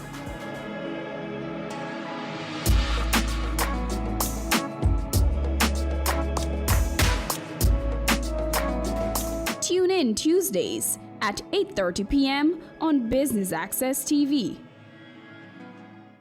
They say it takes a village to raise a child, but the world will one day need the leadership of that child. The time you spend with your child matters. It stimulates their minds and shapes the way they act. Talk with your children. Help them to better understand the world around them and to value what is truly precious. Above all, the most valuable gift you can give them is love. Play, talk, teach, love. Take the time. It makes all the difference. A message from the Parenting Helpline and Ad Council Jamaica. You're watching Business Access TV. Business Access. Business Access. Business Access. Business Access. You are watching Business Access TV. Business Access TV. Serious about business. Serious about business.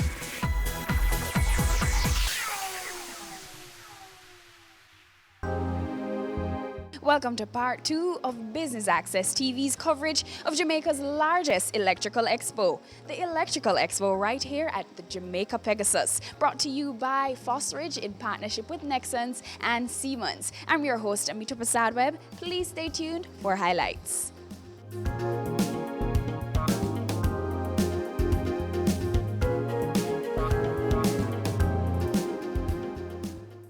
So let's go with an exciting cable, an innovation from Nexans, the halogen-free cables.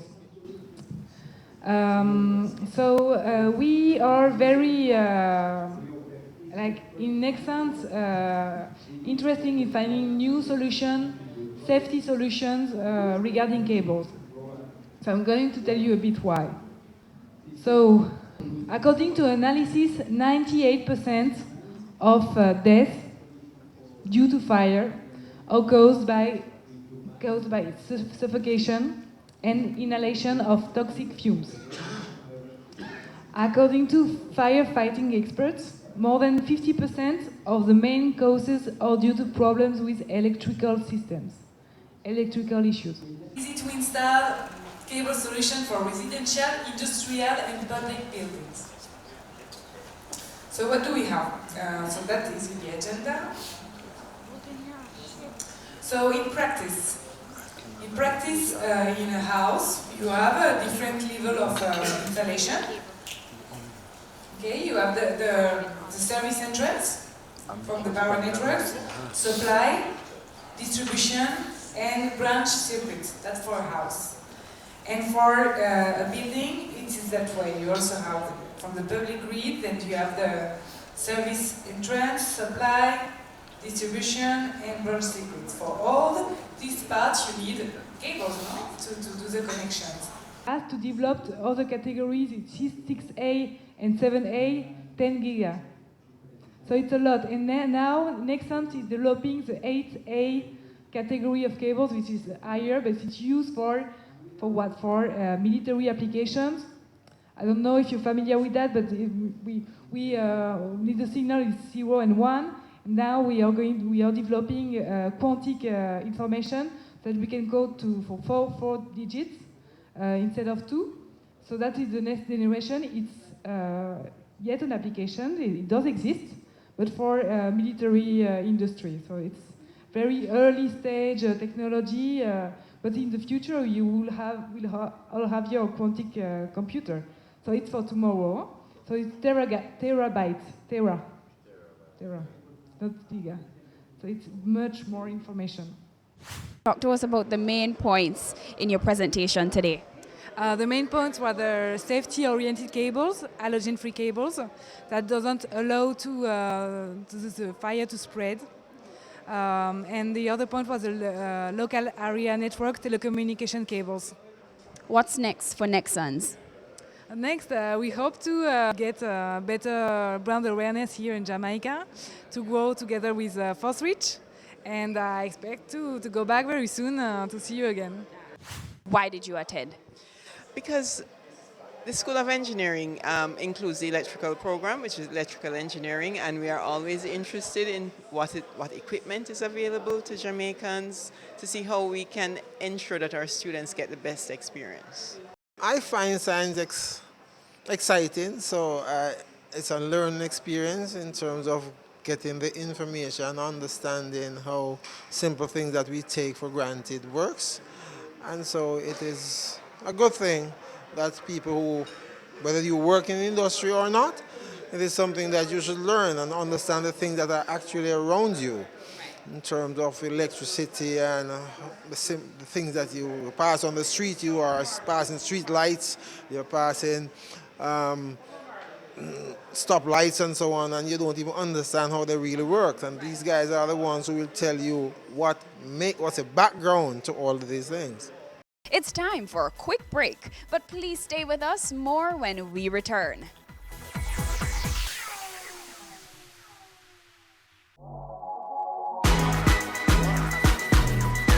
The Good Life, your trusted source for useful health and wellness information, lifestyle tips for the mind, body, and soul.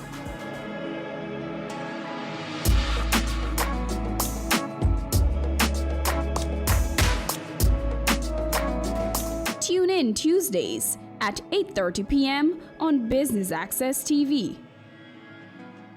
Ready for cable for as little as $100? Ready for no monthly cable bill? Ready for 10 TV channels absolutely free? Then pick up our Ready TV box at authorized stores for $4,500. Hook it up to your TV set, then top it up with Ready Credit for 1, 7, or 30 days. Buy now and get $1,000 free Ready Credit and start watching your favorite shows. Pick it up, hook it up, top it up. Ready TV. Prepaid cable TV when you're ready. Now serving Kingston and St. Catherine. Limited time offer while stocks last. Conditions apply. Welcome back and thanks for staying with us.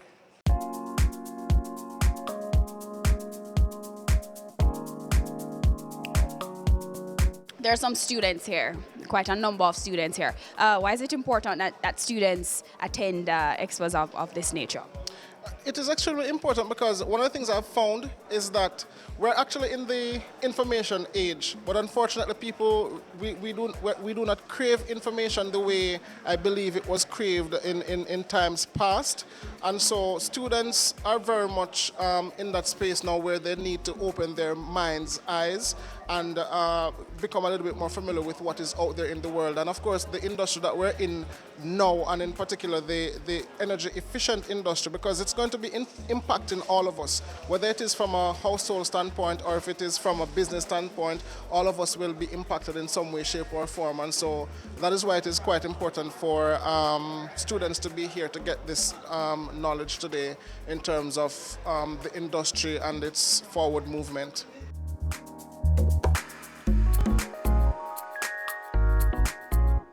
The information that's go across here today is very informative, and I learn a lot. I can take back all of this information, not just to the company, but also to my community. And I would advise that when we have program expo like this, a lot of business people who have maintenance managers should come and get all of these information so they can use it within the companies. In the morning, a person comes to me and asks me if this is the smallest size or which are the sizes of the starters. Actually, you could see the starters just have three sizes in the complete model for the 3RW55 and also for 3RW52, and both are less than 200 millimeters by tip, so it's very tiny. So that the bigger one for 560 kilowatts, it's size 4, it's just this size, right? And also these starters has the 3RW55 has this innovative application that if you lose in one line a pair of thyristors, it still works with two-phase control. Just this one, the 3RW55. It means this product is robust, it's versatile, and it adapts to your applications. Okay, for the soft starter is enough. Yeah, that's one question.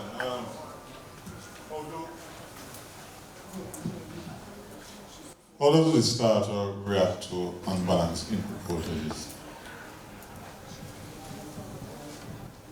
Actually, these starters has the possibility to measure line by line the current, and also it could set a protection against unbalanced phase failure,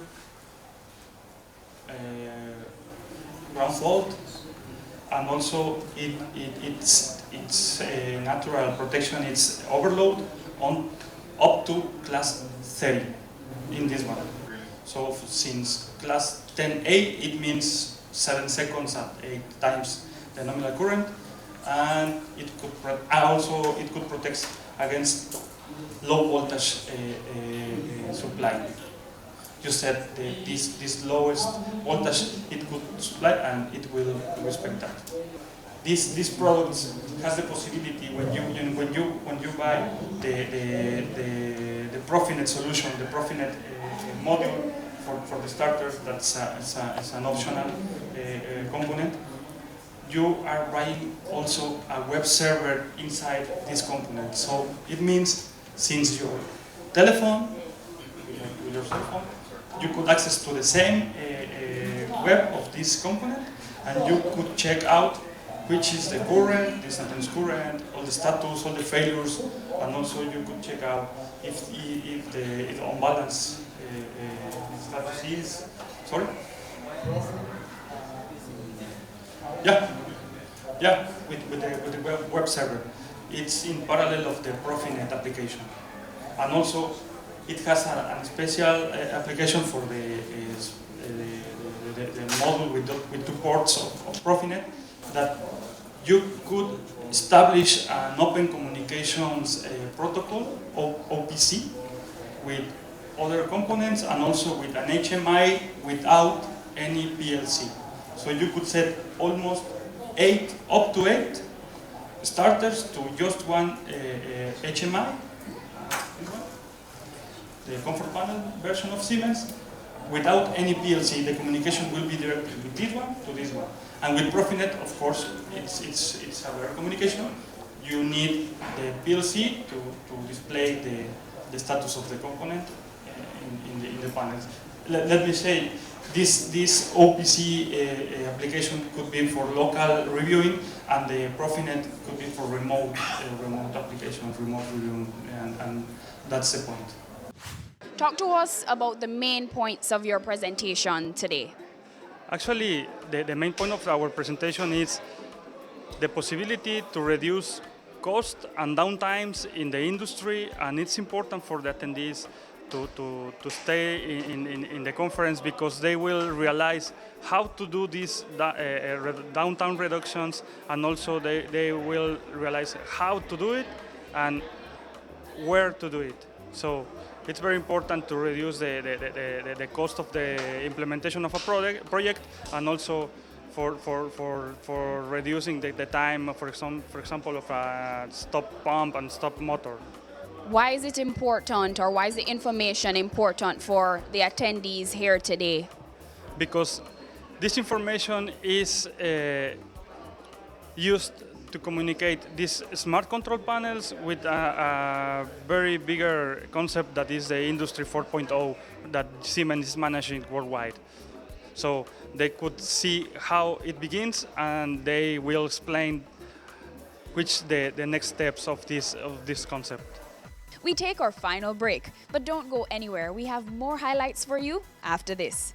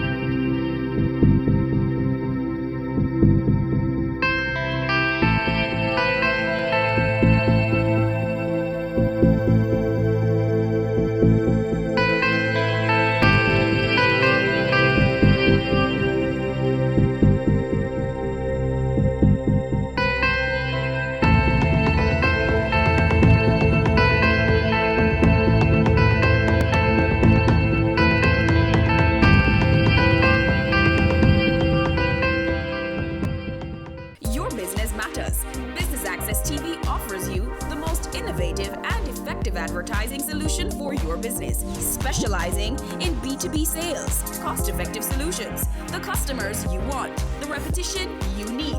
No matter the size and nature of your company, your business matters. Call us at 876-618-2870 or email us at sales@batvja.com. Business Access TV, serious about business.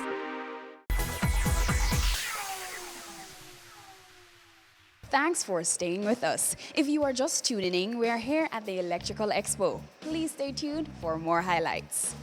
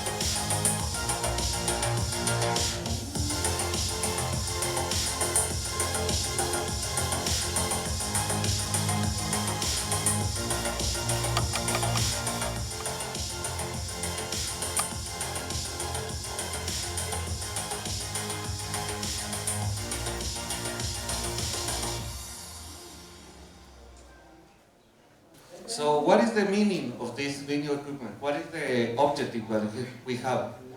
The first word is saving. We want to save money, we want to save space, we want to save energy. So this kind of equipment is going to make use a transparency to know how is our installation is. We establish in this principle that is the energy saving. We want to identify, for me, in my plan to have an energy saving, I have to know how is the plant, how is the management of the plant, how is the energy flow, where is my potential of energy saving, and measure it. Or even if I making a saving, we are going to measure it to realize that it's okay. We are going to be focused on how we start a motor. We have to switch on a motor, we have to protect the motor, and the new tendency is monitor the motor. So this is the different kind of starter that we can find in the industry. We have a direct online, the most basic starter. We have a reversing starter. If I want to change the direction of the motor, we have a star delta. Why a star delta? You know that a motor, when it starts, is going to consume like 8 times the nominal current of the motor. So the induction motor is the most popular use in the industry because it has low maintenance and is very versatile. But it has the problem with the start. So all the way to start a motor is reduce the voltage that we administer to the motor when it starts. In consequence, we are going to get down the current of the start. Also, the torque of the motor is going to be reduced. So this is the way to start a motor, reducing the field of the voltage. So the start delta is a start that you feel the 58% of the voltage in the start connection, and that's going to feed this 100% of the voltage in the delta connection. So you are going to be reduce the induction. You will find a different way to start a motor, but it's the same principle. You can start it with resistance, we start it with auto transformers, we can start it to star delta, or also with soft starter. But the principle is the same. Reduce the voltage to have less voltage, so you will have less current and less torque. We present about the industrial controls, all the equipment required for manage a plant, an industrial plant, like industrial control cabinets, soft starters, contactors, a new line of push buttons. Also, we present a new tendency that we call the Industry 4.0, that is the bringing the Internet of Things to the control of the industry. What are your thoughts thus far on the Electrical Expo? We hope that everybody goes from here with a new knowledge, and also we want to share all the experience that things and solutions that we do in other countries. So we will be the first step to start to implement it here in Jamaica. For those people who don't know, talk to us about Siemens and the brand overall.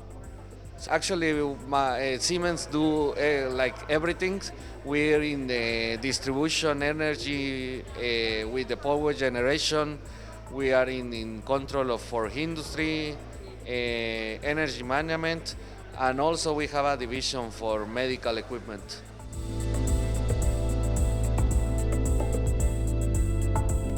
The School of Engineering includes the electrical program, which is electrical engineering, and we are always interested in what equipment is available to Jamaicans to see how we can ensure that our students get the best experience. We have some setups here in regards to what's available. What are your thoughts? This is good. This is showing me some of the equipment that I do need and that I'm interested in for some of my students, yes. Why is it important that students get involved and attend these types of expos? My students who are graduating currently are seeking employment, and it does help them that they know the types of equipment are available. I know some of them are going into business for themselves, and they need to be exposed to what is available in Jamaica. And it does help because a lot of my students have been looking externally outside of Jamaica to purchase equipment or even to get employment. And it's good for them to see exactly what is here if they're going into business for themselves, who could be their suppliers, and they can advise other persons as well. There are many individuals in Jamaica who want the products and services that Siemens and Nexans offer, but without a way of getting it here, and we found ourselves with the opportunity and we decided, hey, let's just go with it and showcase to Jamaica what is it that we can actually do for them. At Fostrich, our customers are always our main concern. We've always looked for ways in which we can improve the service and the product offerings that we have. And I think we pride ourselves on just being able to do that, and the fact that we have the customers at the forefront of our minds on any given day, which is every day of the week, because we're always looking for new and improved ways. And I dare say, because I don't think anybody can challenge me in this, that Fostrich is a trendsetter when it comes on to innovation and looking at finding products that are meaningful to how we live our lives and I mean, even with energy efficiency.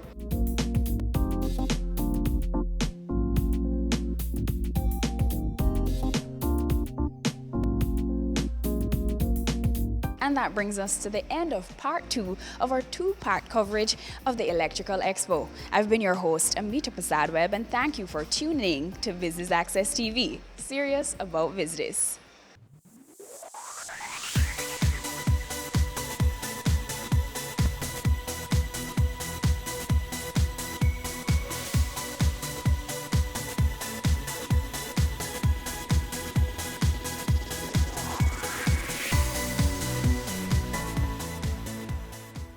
I wanted to be an educator because I believe that education is the most powerful weapon that can change the world. My dreams and aspiration is to one day become an entrepreneur where I can employ other persons and help to build the country. I wanted to go into development. I wanted to help people become better versions of themselves.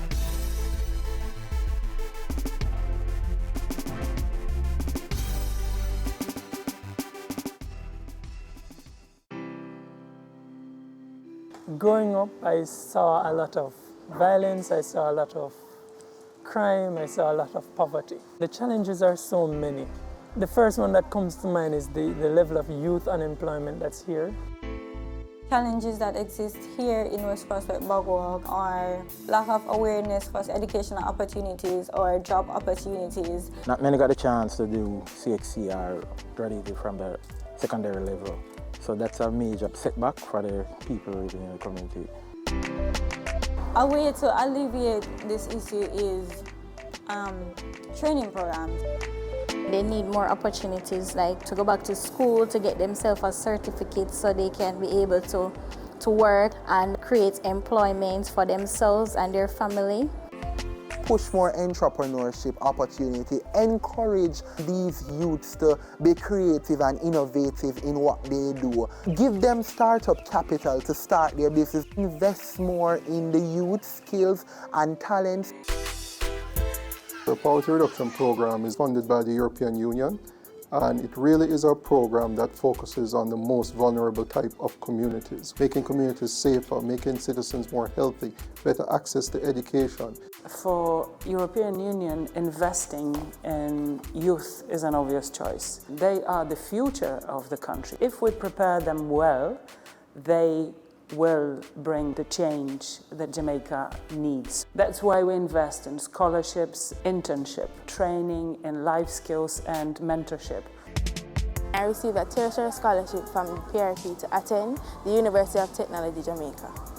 It meant a lot to me because I realized that somebody else believed in me and somebody saw the potential that I have and somebody believed that I could actually achieve my goal.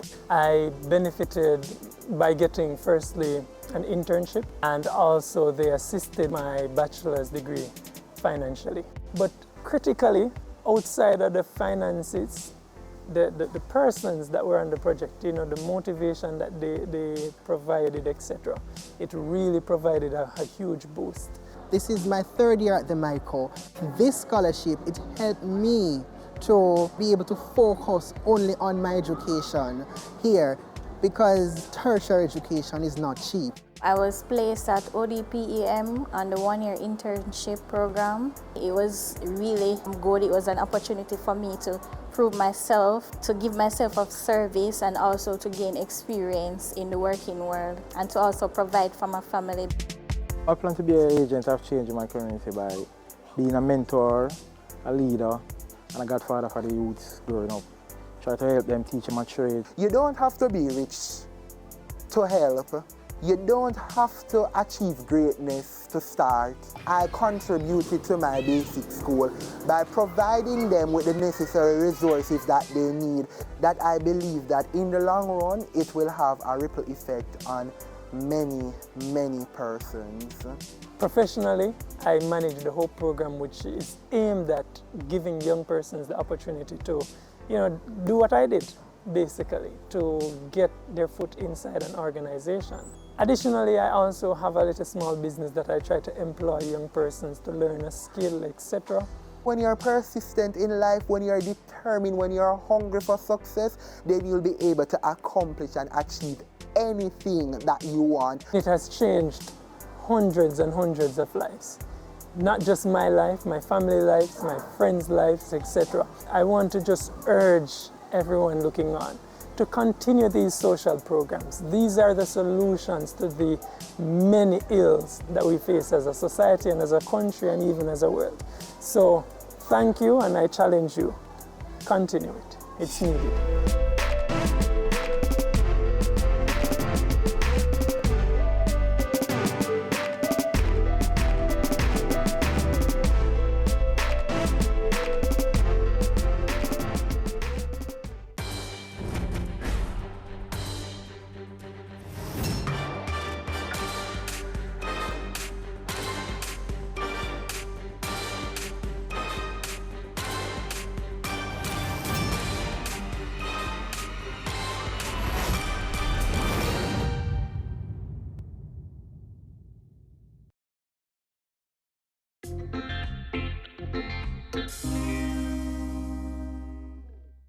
For a real chill experience, having a glass of wine, some tasty food and good company in the right environment is definitely the way to go.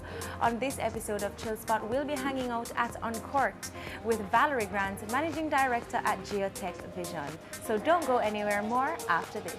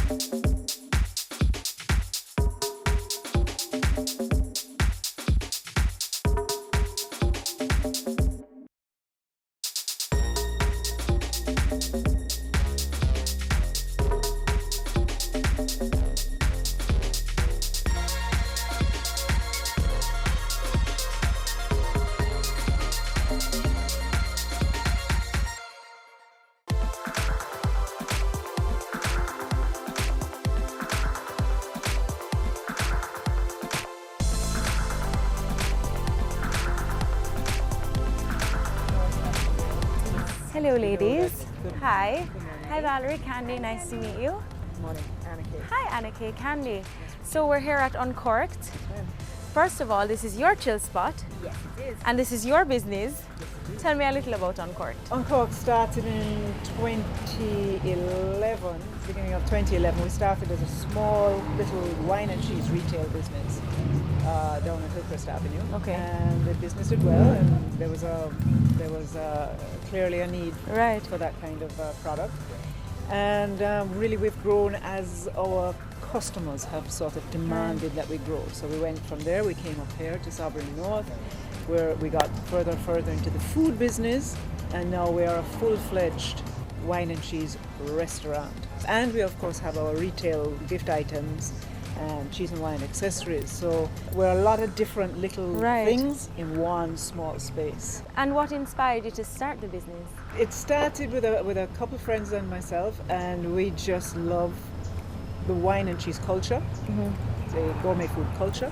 And we just thought that there was space in Jamaica for that. It's something that, you know, when we're lucky enough to travel, it's something that we ourselves look for. So we thought that there was probably a lot of Jamaicans that would be interested in this kind of product. What happens quite often is that if a customer comes here and they want something but it's a little different, we'll do it for them, and then they'll ask for it again. And then somebody will come and see it and they'll ask for it. That's why we have things called the Tin, you know, the Bev, the Judy, the Carla, the Max, you know. So those are all named after your friends. All named after the Uncorked customers. Wow, the Max. The Max, yeah. So I'm going for my menu item soon, right? Yeah. They have to come in and soon we'll have a Valerie, that's for sure. name something after. And Valerie, why did you choose here as your chill spot? It's in a convenient location. It's close to my office.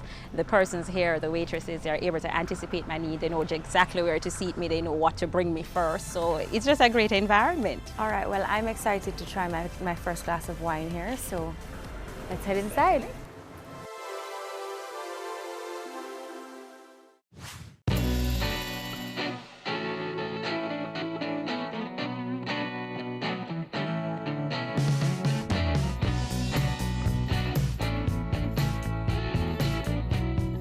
Welcome to Uncorked. My name is Nakisha, and I'll be your server for today. Thank you very Thank you, much. Nakisha. You're welcome.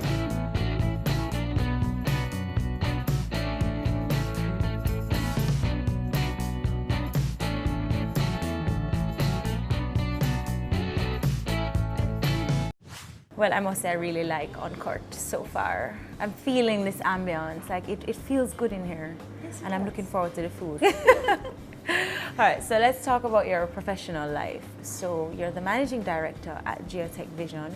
What exactly is Geotech Vision? Okay, well, Geotech Vision is a ICT and geospatial technology company. That all sounds very complex. Technical, I know. So I'm going to explain what that is. So we provide location information for actionable intelligence. So for example, Uncorked is located in this location. Their customers come from somewhere. In order to better understand where their customers are coming from, we can do the analysis, we can understand where people chill, where they relax, and you can better target their needs. So we do that in the business space, we do that for governments in terms of planning, spatial technologies. So yes, it's not as complicated as it sounds, but pretty much we use location information to get persons to make wise decisions. And you are the founder of Yes. this company. Yes.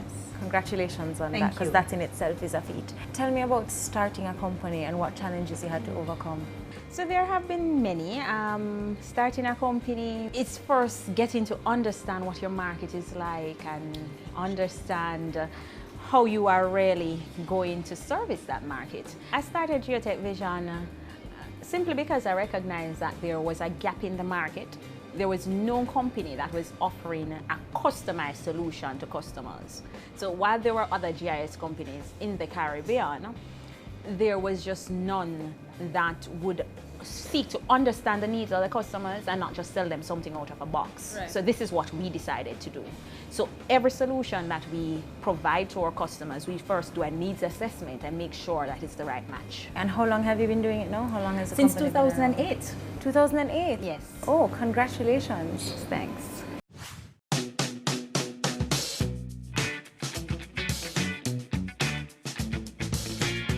Are there any other places where you currently operate, or is Jamaica the only place? Oh no, we are a Caribbean-wide company. So we operate in 15 different Caribbean countries, and we have a second office in Georgetown, Guyana. Oh wow. Yeah. What has been your biggest setback thus far? There are two that jumps out at me, and one was 6 months after starting the company, I became ill. So it meant that all the resources that I had for growing the company was wiped out in terms of medical expenses. Wow. So that was our big, yeah. And I assume you're better now? Yes, much better. So that meant that we had to really grow at a slower pace than anticipated. But 6 months after the procedure, I was back in the Caribbean trying to build Geotech Vision. And then I would say the other one was something that happened about 2 years ago when we got the biggest contract that we have ever gotten. And our financial institution would have indicated that they were going to back the project. And then at last minute, they said that they needed collateral. As a small company, where was I going to get that? That was a major setback, but we navigated those waters and we were able to deliver the project on time and successfully. Coming up. I know you've received several accolades since starting. Tell us about some of those. The most recent one is the Commonwealth Woman Entrepreneur of the Year Award. Wow.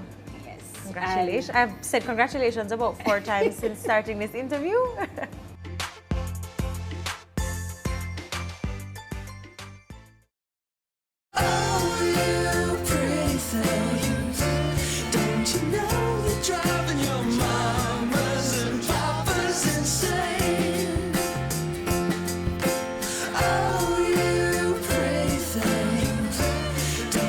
Great design is not only how things look, but also how well they work.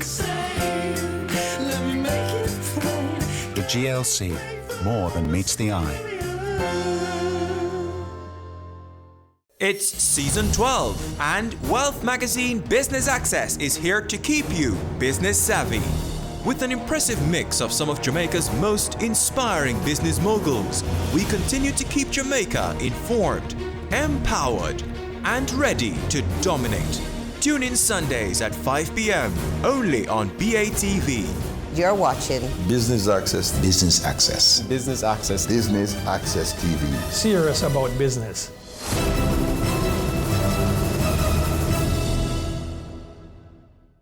Have you seen it? It's BATV Live. Live streams of business news weekdays at 7:30 p.m. Stay on point Thursdays at 8 p.m. with our Business Current Affairs show, and Weekend Business Report Saturdays at 7:30 p.m. wherever you are. Log on to our Facebook page at Business Access TV or visit our website at batvja.com. Live and at your fingertips. Business Access TV. Serious about business. Ready for cable for as little as $100? Ready for no monthly cable bill? Ready for 10 TV channels absolutely free? Then pick up our Ready TV box at authorized stores for $4,500. Hook it up to your TV set, then top it up with Ready Credit for 1, 7, or 30 days. Buy now and get $1,000 free Ready Credit and start watching your favorite shows. Pick it up, hook it up, top it up. Ready TV. Prepaid cable TV when you're ready. Now serving Kingston and St. Catherine. Limited time offer while stocks last. Conditions apply.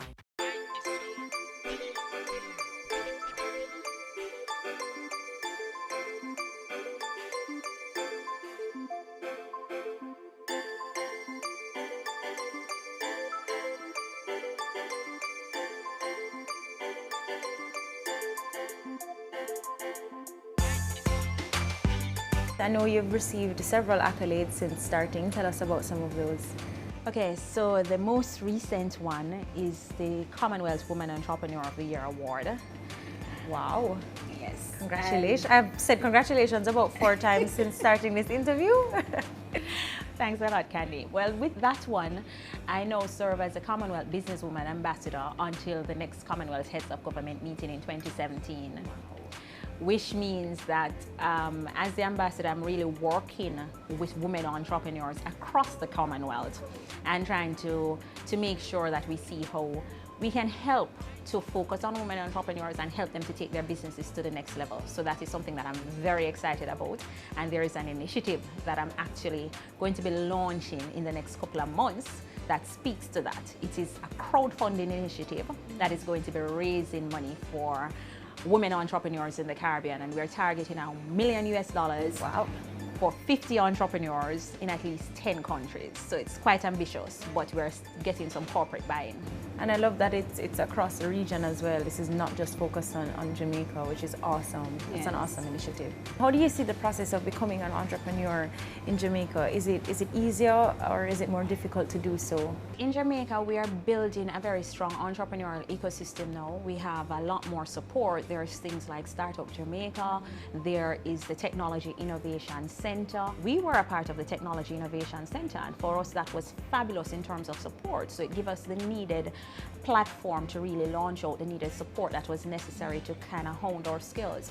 We need to expose students to entrepreneurship because they can realize that it's not about just going to school and coming out, getting an education to get a job, but that they can actually create their own jobs. We're making the right steps in Jamaica. We just need to keep doing more of that and keep encouraging and engendering that spirit of entrepreneurship. So did you always know that you wanted to become an entrepreneur? I'm from a family that has entrepreneurial roots. So my mom was self-employed, my dad as well. And so I always knew that I wanted to have a business. But then after graduating from university, I was in private sector. And then being young and naive, I went over into public sector and just thought that I could make the world a difference. Right? When I realized that that wasn't happening, I figured there must have been another way for me to make the kind of contribution I was hoping to make. And then I recognized that there was this huge gap in the geospatial space. It was still relatively new in the Caribbean.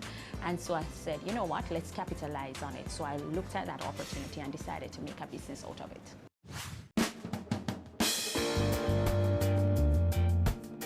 Do you have any other professional pursuits at this time? Yeah, well, I'm involved in other entrepreneurial activities as well. But apart from those activities, in terms of philanthropic pursuits, I tend to work a lot with students and universities, and that is where we really do the most of our giving back. We have donated software to the University of Technology. We have given scholarships to students in our discipline. So these are some of the things that we are involved in. Yeah? What is it that drives you to succeed? There are just a lot of things that are intrinsic motivation, right? I want to see our industry at a given place, and so I want to help to take it there. I want to be the game changer in this space, and so that in itself is a motivation. And to tell you the truth, there were times when it was hard to pay the bills each day for staff and so on, and you wondered whether or not it was just easier to go back and get a job. But as soon as I started having employees, then that wasn't an option anymore. Right. You have to support them or Yes, else. you have to support them, and so that for me is something that is constantly in the back of my mind, my team. So I know that we cannot fail because of the type of team that we have, and there are just so many persons that are now relying on the company, so it has to succeed. So that in itself is a motivation. I think one of the things that I want to know as well is how you manage doing so many different things. How do you balance it all? I have a great team. I keep saying it. They are so supportive. I don't have to be in the office for a task to get done, and the way I travel, I'm really hardly ever in the office, but I have a good team, and I try to practice some good time management. I also don't have 8-hour days. I have very long days, so that is something else. Keeping the balance is a constant struggle. It's something that I continuously work on.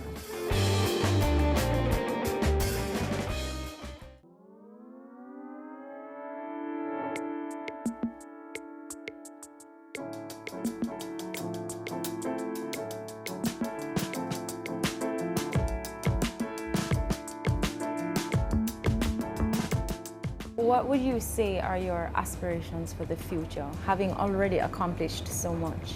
You know, we are going to continue to push the envelope, so our aspirations involve a lot of applications that are going to not only meet our B2B customers, but the man on the street. So that is something that we're working on.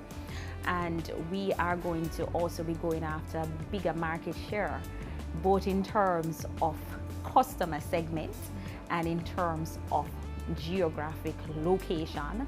So we are going in Latin America, we are also going in Canada, so you can look out for us in other spaces, even outside of the Caribbean region. So that is something that is definitely on the card and is a part of our strategic plan. Okay, and as a woman in business, what is your strategy for success? Because sometimes it can be so hard. It can. So I tell myself that I recognize that, you know, having the right team, having the right qualifications does not always cut it. You still have to work harder to get through the door. So I normally give 150%, but usually when we get that client, they become clients for life because they recognize the kind of unique customer experience and solution that they receive from us. So we have to work hard. And yes, I'm a woman in business, but I don't let that bog me down. I don't let it think, oh yes, I think as myself as a person in business. And so because of that, anything that my male counterparts can do, I don't shy away from it. Right. I'm up to the task. Good. Yeah. Well, I must say, Valerie, that was a very informative talk. I learned so much about you and your industry. And that being said, I think I'm ready to eat because it's lunchtime. So am I. Coming up.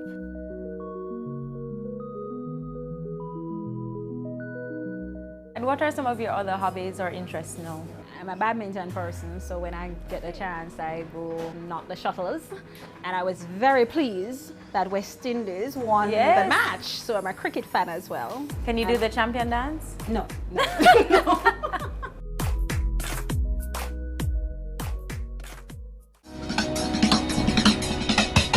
Cameo brings the creative industries to life. Delighting creatives in different fields each week. Art. My life runs art. I breathe, I eat art. Fashion. Food. Without a customer, we're nothing but four walls. Music. Film. Cameo, only on Business Access TV. Business current affairs you can relate to. Frank, credible discussion. On point, dissecting the issues. Offering solutions to Jamaica's challenges. On Point, Thursdays at 8 p.m. on Business Access TV.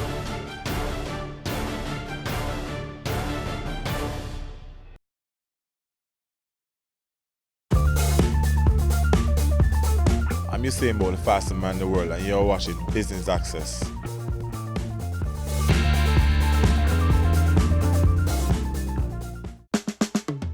Caring Hands Season 3 continues to effect change in a changing environment. Many of us were raised by grandmothers, right? So, I mean, we know the wisdom that these people have. Going beyond business. The little leaders of today are our leaders of tomorrow. And with the proper education, we'll have very good leadership coming from that. That's Season 3 of Caring Hands, creating change and shaping lives, every Sunday at 5:30 p.m. on Business Access TV.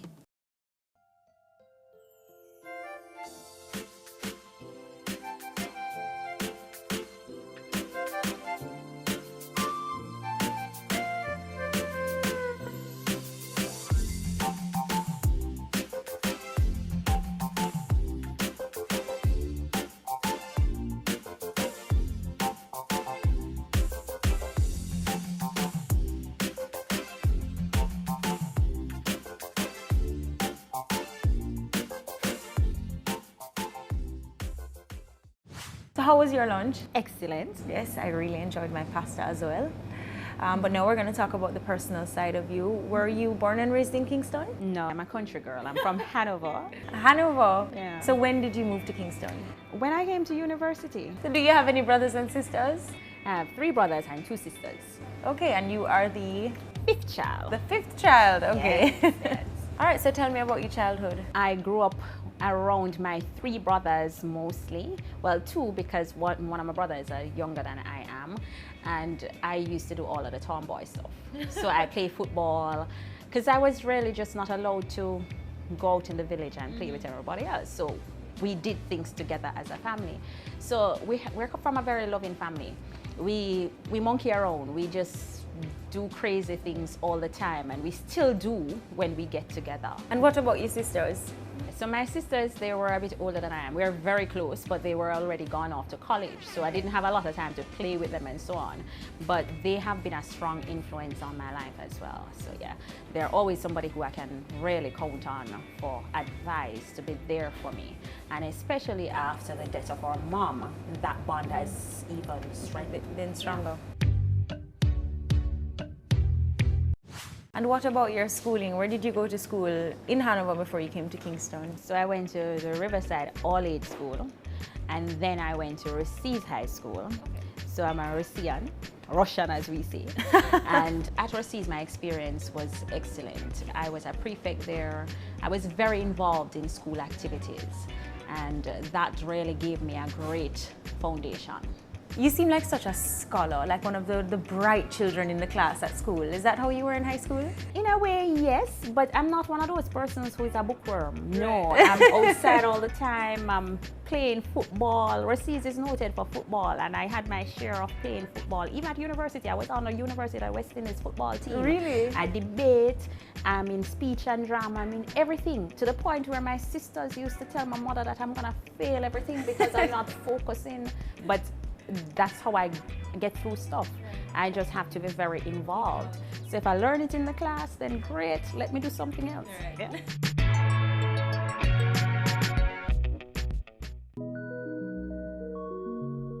Tell us about your husband. How long have you been married now? 3 years, going to 4 years. Okay, and tell us about him. I talk about having a strong support system in a team. Well, I do have a strong support system in a family.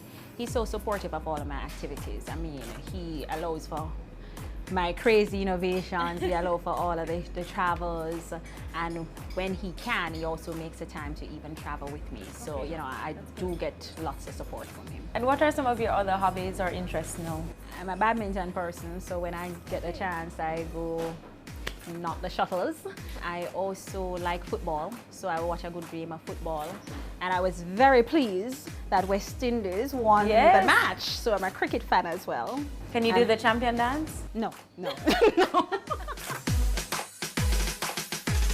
And when we have CPL, I'm at the games.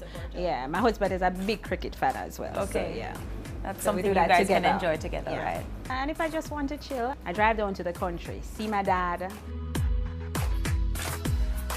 Hanover is just such a scenic parish, and I just like to be there. I feel so at home, and it feels like everything else, the burden of the world is off you. So yeah, so that's kind of what I like to do. Lovely. And speaking about long drives and traveling, yes, you do a lot of traveling. Too and much. You've experienced different cultures. How do other cultures compare to that of Jamaica's? I want to say that there's really just no comparison. Every culture is unique, but you know what? People ask me all the time, especially with regards to the Caribbean, which is my favorite Caribbean island, and I normally just say Jamaica. And it's not because I'm Jamaican, it's just because our culture is just such a rich culture, and our island is just so beautiful. It has a mix of everything you can think of. If it's the beaches, you have it. If it's the waterfalls, you have it. If it's the mountains, you have it. And when I lived in the Bahamas, I used to get up and literally miss the mountains because there's just no mountains. From that perspective, I really do like Jamaica. I really do believe that we have such a rich culture. I'm a foodie, so I really enjoyed, trying cuisines from other places. So that's one of the things that I do when I travel. I really like to try the local cuisines, try the wines. Is there anywhere that stands out to you as you say that? Recently in Malta, I had a good experience when I got a chance to go to our estate and really tour the winery, try some of their wines, and so that was a good experience. Okay. Yeah. So things like that, and I try to do that in the different places that I go to, just to kind of get an appreciation for the culture. And I don't like to see places as a tourist. I like to see it the way the locals do. Yeah. Right.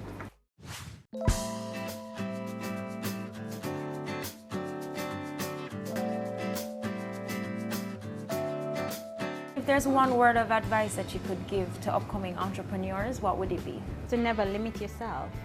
to have a dream and dream big and always see the end game and work towards what that end game is. Well, this has been a fabulous visit to Uncorked. I'm obsessed with this wine. We had discussed that I'm not really a wine drinker, but this is delicious and the food was so tasty. So thanks for sharing your chill spot with us. Thanks, Candy. It was a pleasure. I really enjoyed today.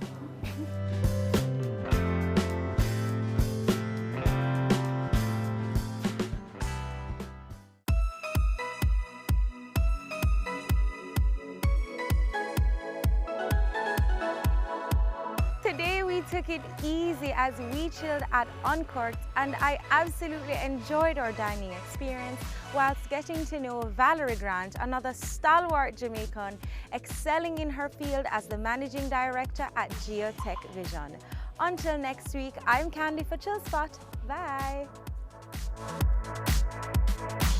The wine tastes good for true, no? Yeah. Hereafter, I just give you this big speech about how I don't drink and I don't like wine and I think and I taste. I'm like, this is delicious. Yeah. And Valerie, why did you choose Uncorked as your chill spot? Well, it's in a convenient location. The people here are able to anticipate my needs. They know where to seat me. It happens. 3, 2, 1, standby, cue, action. They don't know when to tell you, how to tell you to start on the show. Stand by. I'm going to be my own producer.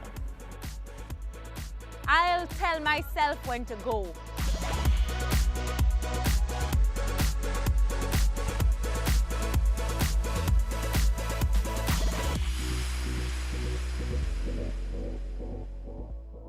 Guys, I'm really not a diva. I did not have a diva moment. I was just kidding, okay?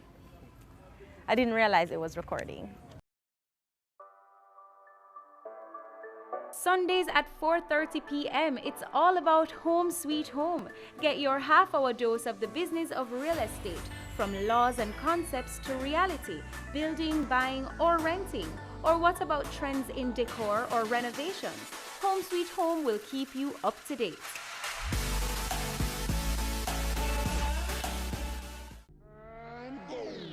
Career Moves has always explored interesting careers, highlighting all you may not have known about them. This season is no different. Coming back to Jamaica, everyone's like, fizzy what? Fizzy who? When you find a bright boy or girl in the class and people say, what are you going to be? The parents will say, you have to go be a doctor, you have to go be a lawyer.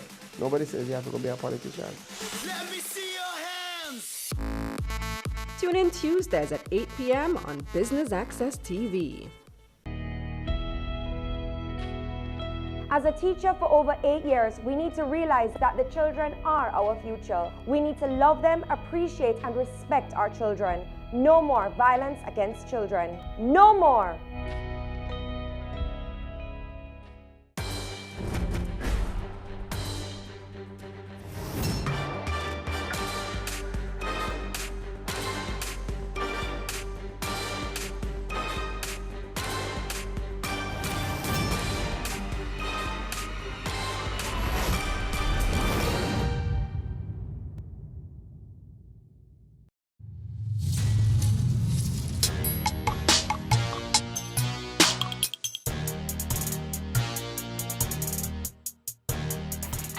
The Dental Place Cosmetic Spa to talk to Dr. Robinson about oral piercings and the growing trend of fashionable braces.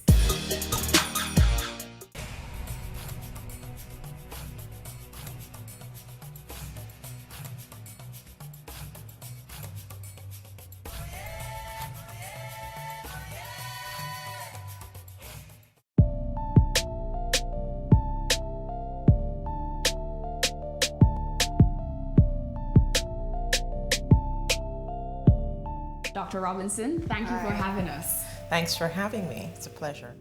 So talk to us about the Dental Place Cosmetic Spa. How did you get started? I graduated at the University of Virginia 12 years ago.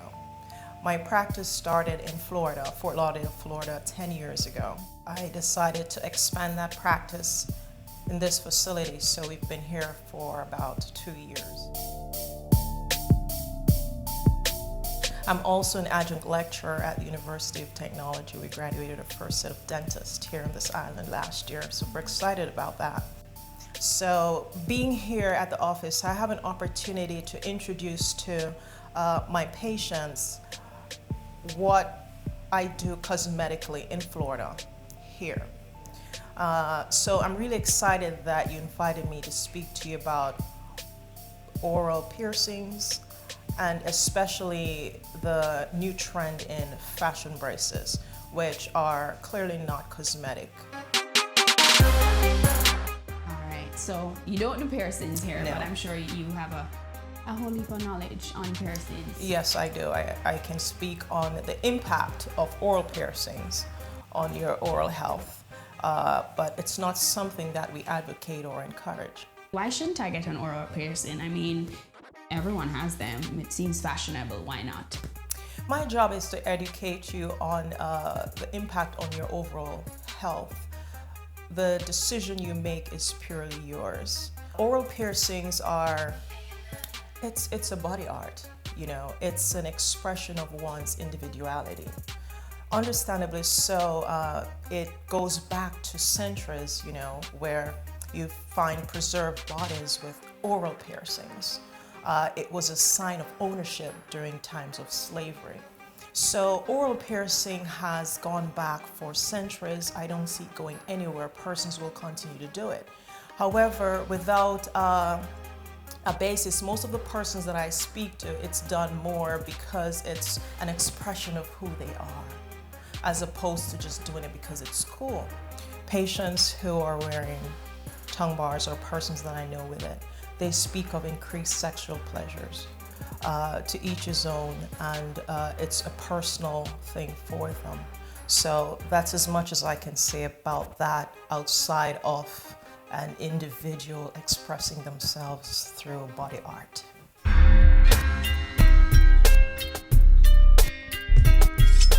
What we find with oral piercings is amongst younger persons, it is seen as a harmless way to express themselves. It's not seen as permanent as a tattoo or piercing of the ear. Because inside the mouth, especially the tongue, it is so highly vascularized. The minute you remove the tongue bar, it heals. So they see it as a way to get a piercing, mommy and daddy won't know about it, or my employer doesn't know about it. It's not even an issue of, in the workplace, it being known. It impedes your speech, it affects swallowing, and you know, there are a range of risk factors that goes with having oral jewelers in your mouth. And those would be, for example, at the time when the piercing is done, the concern is for prolonged bleeding, obviously because your mouth is highly vascularized, meaning there are lots of blood vessels in that area. Infections, pain, and swelling. So once you're healed, there's still concern, right? Concerns would be cracking your teeth. The tongue actually seems to be the most common place for oral piercings. And second to that would be the lips. So here is fracturing of the teeth, receding gums, buildup of plaques in the mouth. And we know that the buildup of plaques will lead to gums being infected, which leads to bone loss and which leads to loss of teeth. Persons who are doing this, youthful persons, are not aware of the risk factors. So I find it important to communicate what I can on risk and educate. I don't think that we are as informed as a public as to the consequences to some of these decisions that we are making. And so the tendency is to do it for fashion, and dentistry by itself is very costly. I know that because I have patients who struggle to do basic stuff, such as regular cleanings and fillings. So it disturbs me when out of fashion you do piercings and then you end up down a road or path where you lose your teeth, and it's depressing. When we return, we delve a little more into the effects of oral piercing. And still to come, what are fashion braces?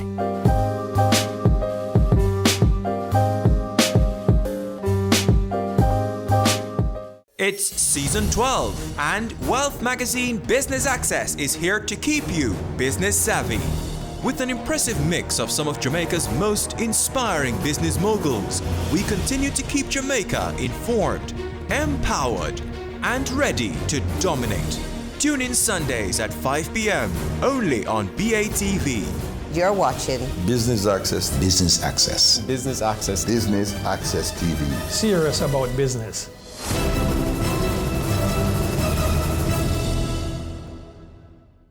Your business matters. Business Access TV offers you the most innovative and effective advertising solution for your business, specializing in B2B sales, cost-effective solutions, the customers you want, the repetition you need. No matter the size and nature of your company, your business matters. Call us at 876-618-2870 or email us at sales@batvja.com. Business Access TV, serious about business.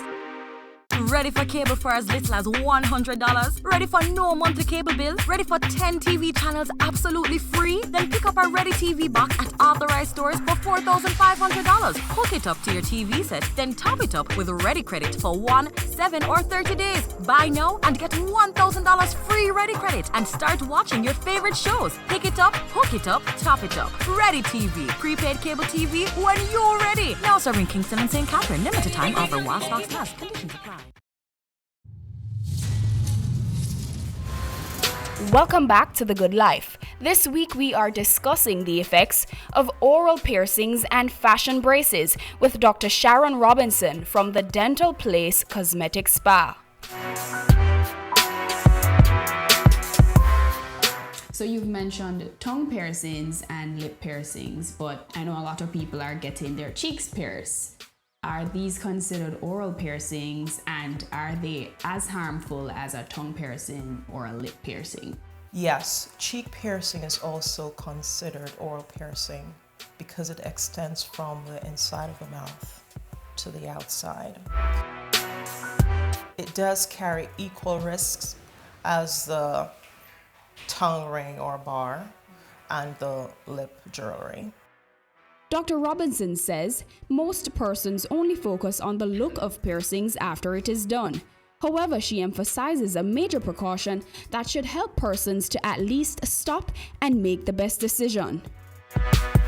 Basically, from the onset, walking into a facility that's not regulated, we don't know how the instruments being used are being sterilized, if at all. So there are concerns for cross-contamination. The National Institute of Health has identified oral piercings as a risk factor in transmitting some hepatitis viruses. There is the concern for endocarditis.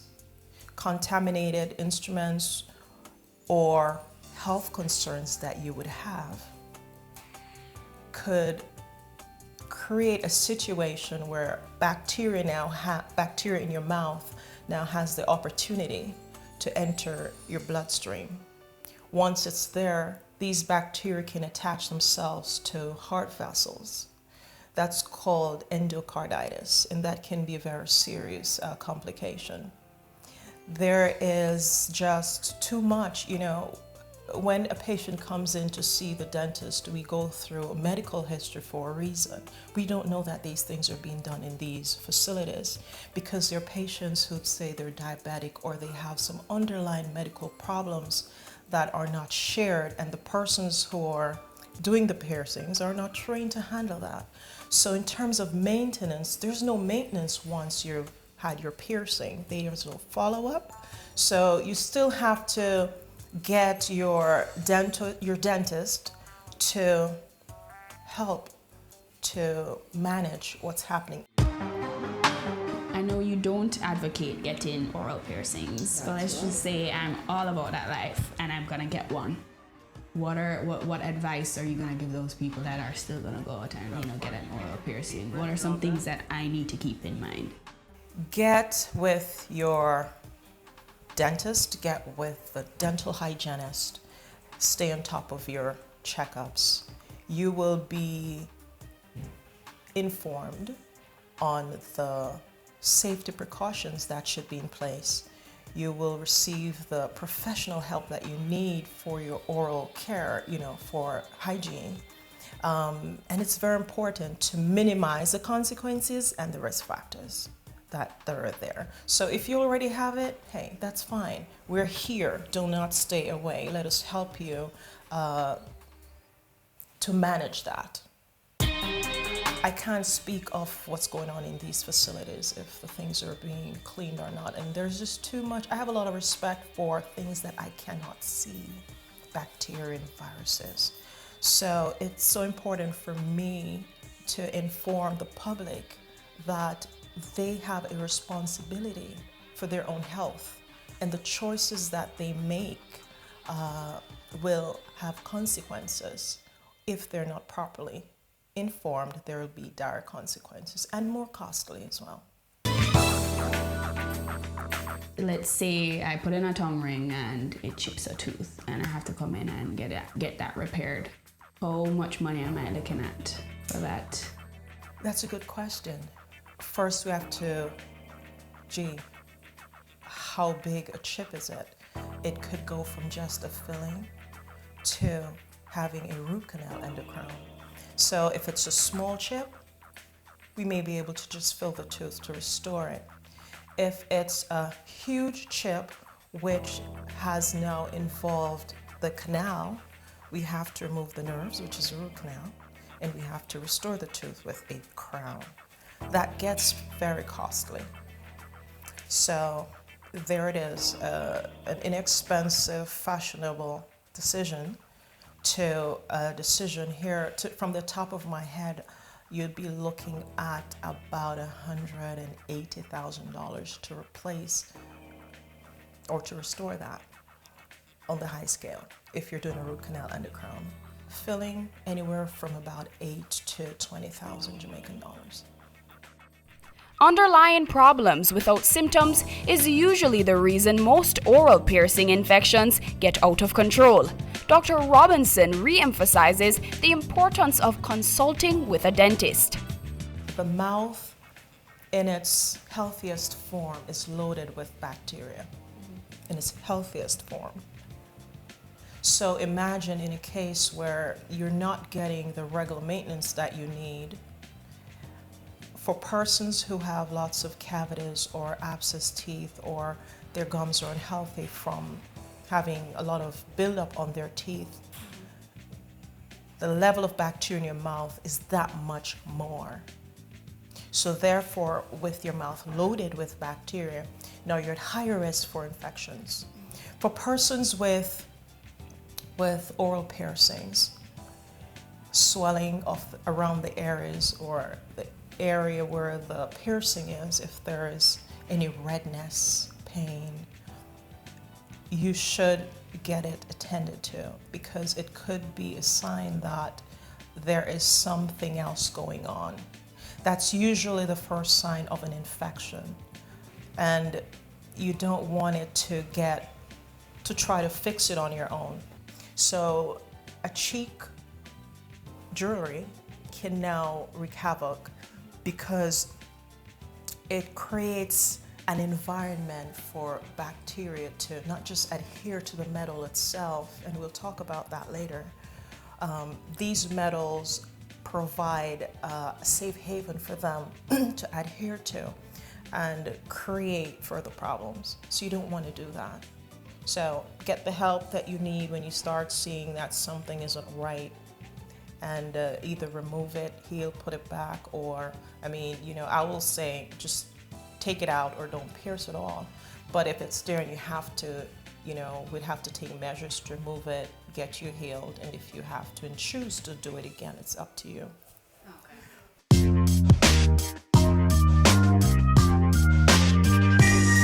We've just talked to Dr. Sharon Robinson about oral piercings, but there's more. We'll be right back.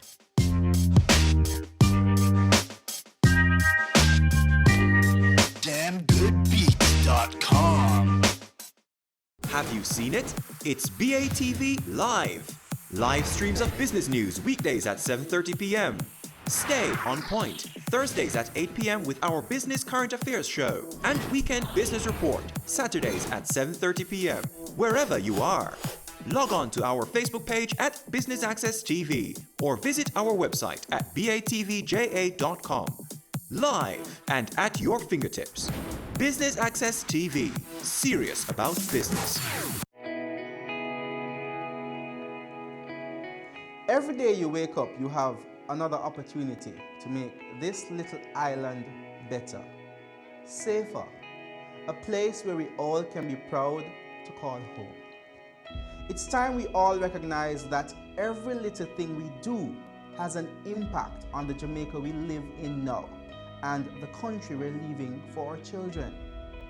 So promise me this, promise yourself this. No more will we tolerate criminals, even if it's our relatives. Tell them they're doing something wrong. Tell them to stop. Tell them no more robbing our children of the Jamaica they deserve. Tell them no more crime.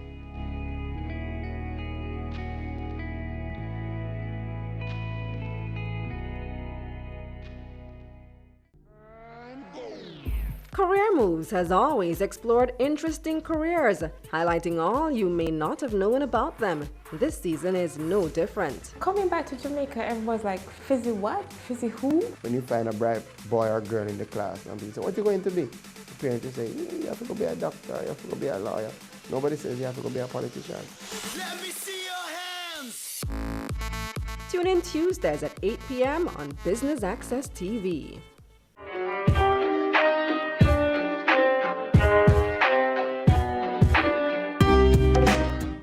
Dr. Sharon Robinson, and we've covered a lot of ground talking about oral piercings, but now it's time to discuss fashionable braces. What are they and who's getting them?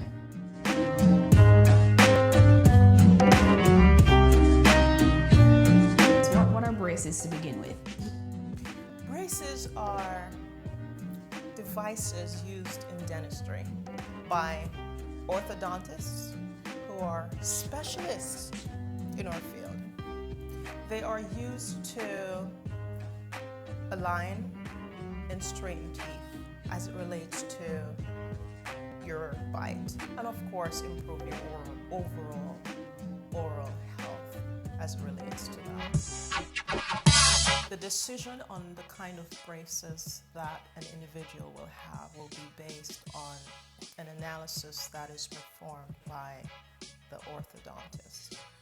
So there could be metal and ceramic, there could be all metal, there could be all ceramic, there could be just Invisalign that is done. Dr. Robinson, we've established what braces are. Let's talk about fashionable braces. What are fashionable braces and why are they considered fashionable? Fashionable braces as the public perceives it. I must say this growing trend, I find it somewhat disturbing for different reasons. Just similar to oral piercing, that one would subject themselves to receiving treatment by persons who do not have knowledge or proper training to place these devices. So there is talk of this trend of persons who are receiving braces on their teeth by someone who is not a dentist, not trained in the field. Are these things sterilized? Where do they come from? Is there maintenance? I don't know what is being done. The little I know of this trend at this point is the brackets are on the teeth, but not engaged. Meaning, when brackets are placed on the teeth, there are wires that act as tracks for forces to be applied over time so that teeth can be shifted. All right? Continuous force over time. What I'm learning of this practice is that part of it is not happening. So the brackets are just on the teeth with pretty bands, and patients are loving that. Here's a problem with that. By itself, just having these brackets on creates an environment where you're at higher risk for cavities, a higher risk for poor gum health. The adherence of bacteria to these metals, we talked about that with oral jewelry. You see that with brackets. It's more challenging for those who are wearing braces to clean it. And any persons you know, have you worn braces before?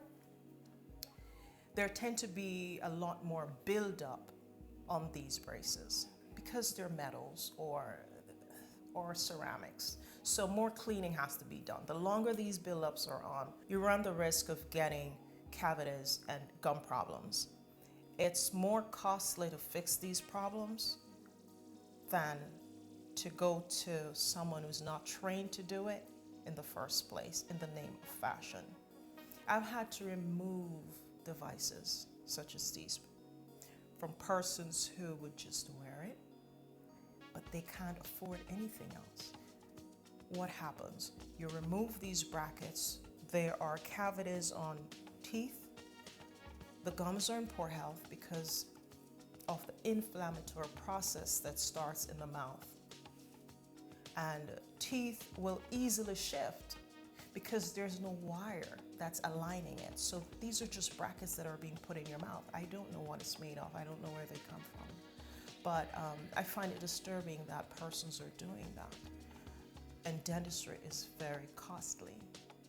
What I'm trying to understand is when they do get these fashionable braces, the intention was to straighten the teeth to fix an issue, or was the intention to make it appear that they had braces? There are different reasons why we seek out cosmetic services. Okay, so there are those who need it, and there are those who just want to enhance, just a little extra.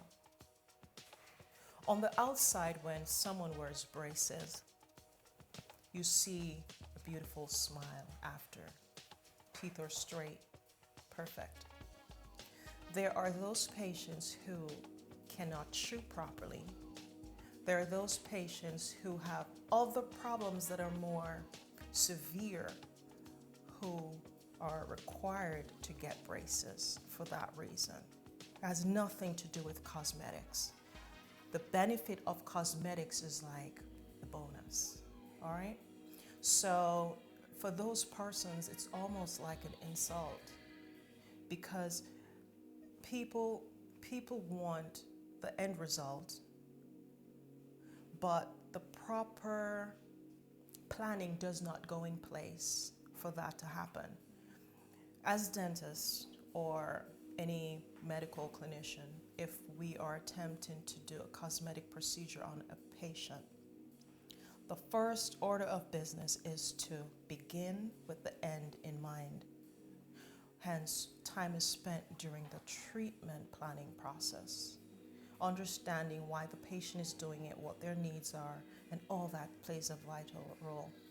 This fashion trend, I am not sure what is driving that, except to say there are persons who just like the look of braces, because if you are not trained to use these devices, you cannot straighten teeth. You can't. It is such a technical process.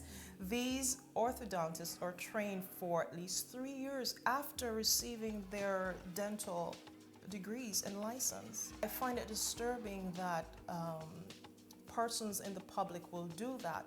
Now, my only answer to the reason is lack of information, or they're just not aware. I do not know the cost for fashion braces. I just know that I hear numbers of it being anywhere from less than $20,000 to maybe $50,000. That's, yeah. So I don't know what it's made of. I don't know how they get it. You have to have a dental license to procure some of these items that are used in dentistry. So I don't know where they're coming from or what it's made of, and it concerns me because I don't know how it's being done, and the persons who are getting it, in the end, it's going to cost them more. Cost, for example, you lose your teeth. gee, there's a lot of value in that. Because now your options would be dental implants. Can you afford that? $3,000 per tooth, approximately, US. Or wearing partials and dentures. You don't want to wear partials and dentures after making a choice like that, because it's my patients who are wearing dentures, they don't like them. But they have to wear it for function so they can chew properly. But the desire is there at some point, I'm getting out of these things. So yes, they need to not do it. Keep your teeth the way they are. It's too costly to put these braces on to end up losing value of what you have now, because you can't afford implants and getting dentures. Even though it may be affordable to get dentures, the quality of life is different. Patients who wear dentures will tell you, kissing is not the same. Food does not taste the same, because these plates cover taste buds, you know. So it's not a pleasant thing, you know. I get to baby my patients and take them through the process of it, but it's not something you want to desire. Thank you, Dr. Robinson. I'm sure our viewers have learned a whole lot in regards to oral piercings and fashionable braces. You're welcome. It's been my pleasure.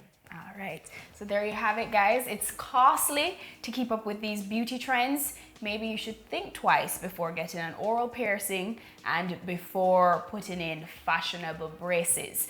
I've been your host of The Good Life, Amita Prasad Webb, and check us out next week.